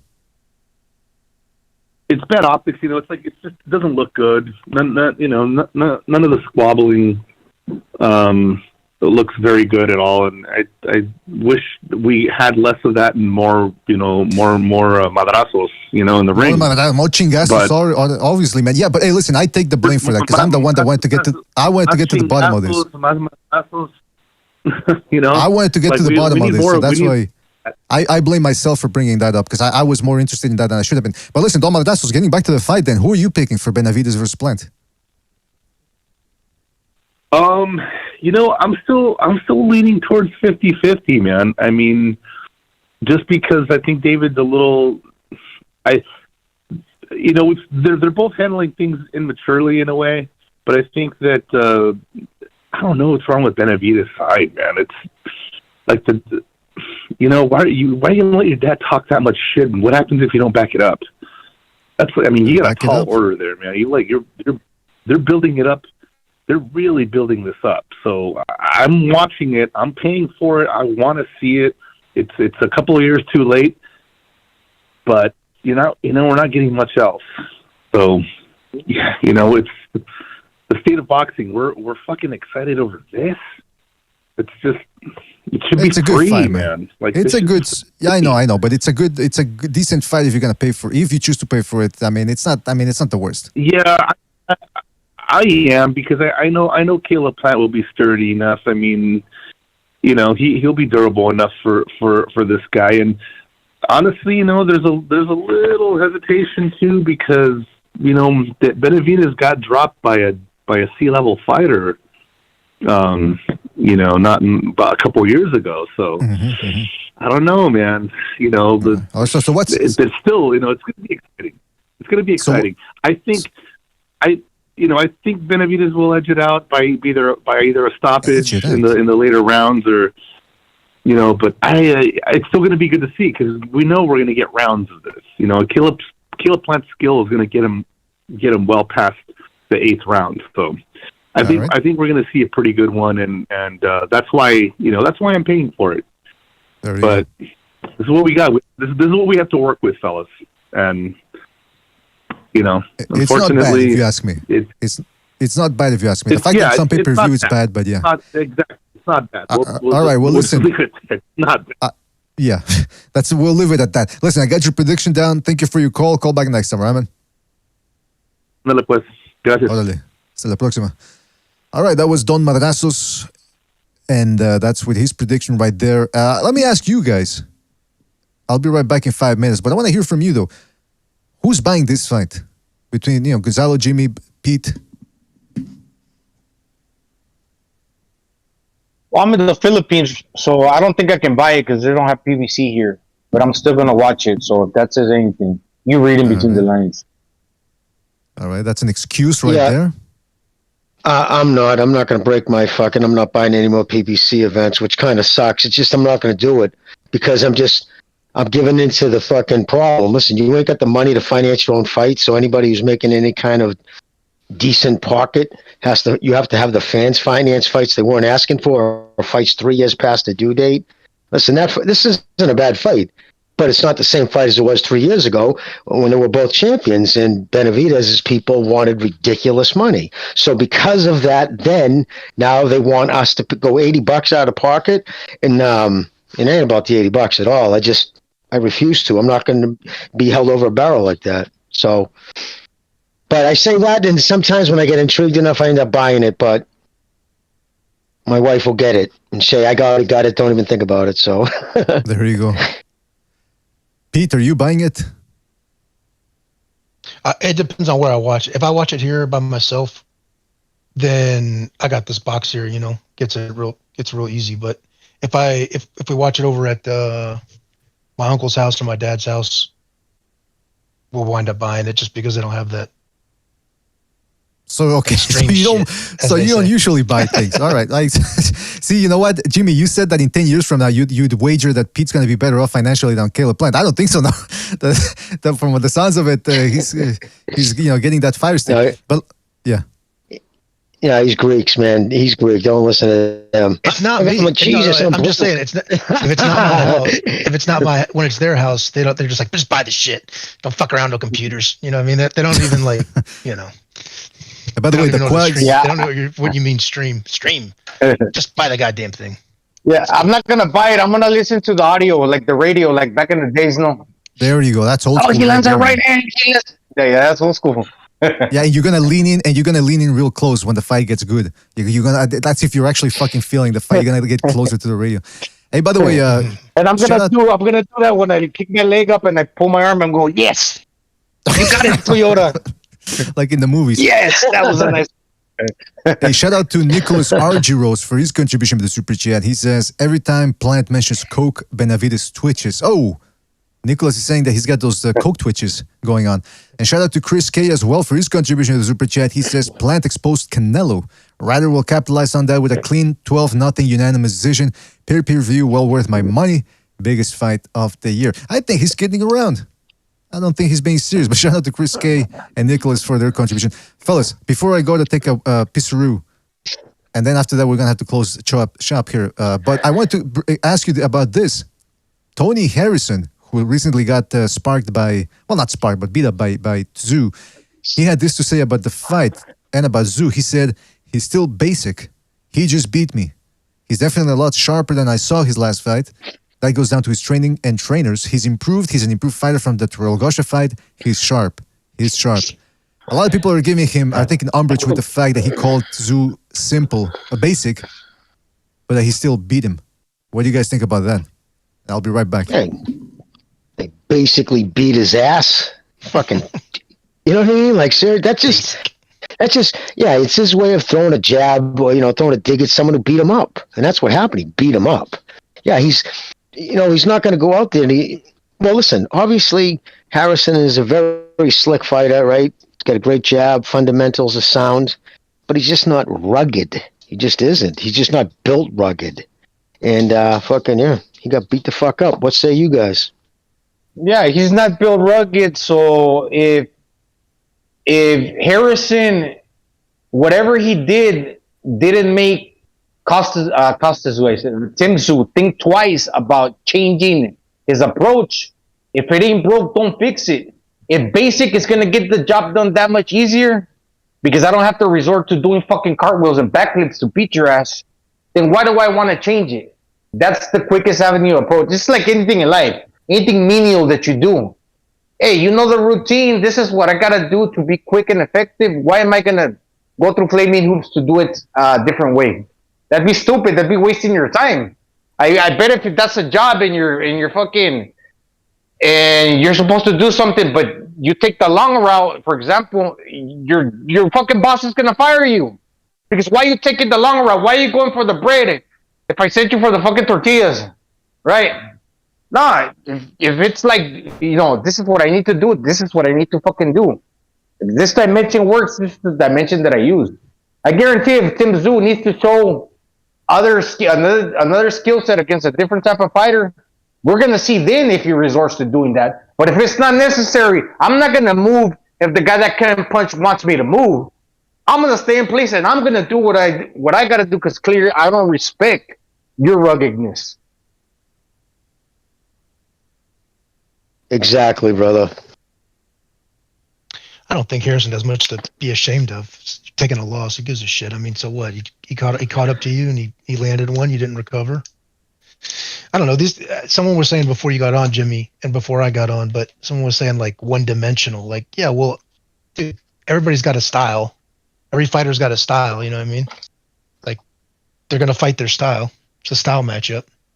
It's just who can execute. So I mean, all right, that's all it comes down to. Who can push their style on the other guy? You know what I mean? You might be super great, but my basic ass might be just tougher and stronger. And I'm stronger at the weight, so therefore I'm going to impose my basicness onto your great skills. I mean, how many times throughout their lives have we seen it? A lot of power punchers have looked foolish chasing somebody around for 12 rounds, chasing a boxer around, and never caught it, just following them instead of cutting off the ring. And they wind up losing the decision. So it happens. It's just they execute. And even if you have, like, for example, one dimension, there's different degrees within that dimension. It's like the distance. The most frustrating thing, I think, that sometimes, like, you could be coming forward, but if you can't land your punches because you can never find that distance, you're always going to fucking fall short. And that has a lot to do with the opponent that you're facing. If a dude's getting on the back foot, it's going to be extra harder to chase that dude down as opposed to guys that's standing in front of you. So within that dimension, Costa Tszyu did a good job of tracking this guy that's fairly known as more of a... Well, I'm not going to say he was mobile because he wasn't really using his legs. I don't know what the fuck was up with him. He was right there. Basically, that's what Costa Tszyu needed to do, and he did it. Well, what else did he want people to do? What else do they want to watch? I like Tony Harrison too. The little that I know about him, he has a good attitude. I'm sure he didn't like losing, but it seems like he has a good attitude. He's always smiling like a son of a bitch, you know. All right, fellas, I'm back. I tried to catch He's back. I tried to catch a He's gander. back. Where do they use that phrase? He's back. Poltergeist. Oh, excuse me. No. Was that Poltergeist when he said they're no, that was they're here. He's back. Who was it? He's back. Anyway, what am I spending time on this. No offense, Gonzalo, but it's because I got a million things to do here, and I'm getting befuddled. Yeah. I'm getting befuddled here. Oh yeah, the calls. There's people calling in here. Let's go to 917. 917, you're on the air. 917, what's on your mind? I think you've called back. Who is this? 917. Attention, BDA. Who is this? Hello? Yes. Don't have a name. What, you called earlier and did you hang up or what happened? Attention, BDA boxing. All right. Let's go with that. What's up, man?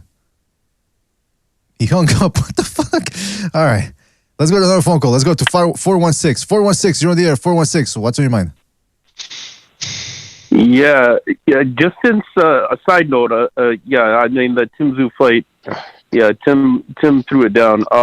But aside from that, since Leonard Ellaby ain't promoting shit, and his career is probably gonna evaporate soon, I think he should organize and promote a fight between Jose Benavidez' papa, is like senior, and Teofimo's papa. So both of those pops should like square down in front of a liquor store. I think that would be like a wicked fucking fight. We got a regular PT Barnum over here, man. That's an excellent idea. I'm actually going to have to steal that one, man, if I can pitch it and get some funding for it. Bro, like, don't you think? You get two of those old fuckers in front of a liquor store, like fucking throwdown? That's going to be like beauty. But wait. Why can't it be in an arena? Why does it have to be in front of a liquor store? Like the old bum fights. Because those two clowns, those two clowns should fucking, drink up, a little bit, get a quarter of a bottle in, and then, let's, Jose Cuervo that shit, man. You know what I'm saying? All right, like yeah, not an 8-pack. Already, they can bring in Kevin. Oh, come on, now wait a minute. Don't throw Kevin in there, man. What are you doing? Well, listen, hey, that sounds like a fantastic idea. Drink this. I'll try to get some investors on it. Some of the BDA board of directors, right? And then whoever gets knocked out, they have to get thrown in the back of the fucking the pickup and then drive away.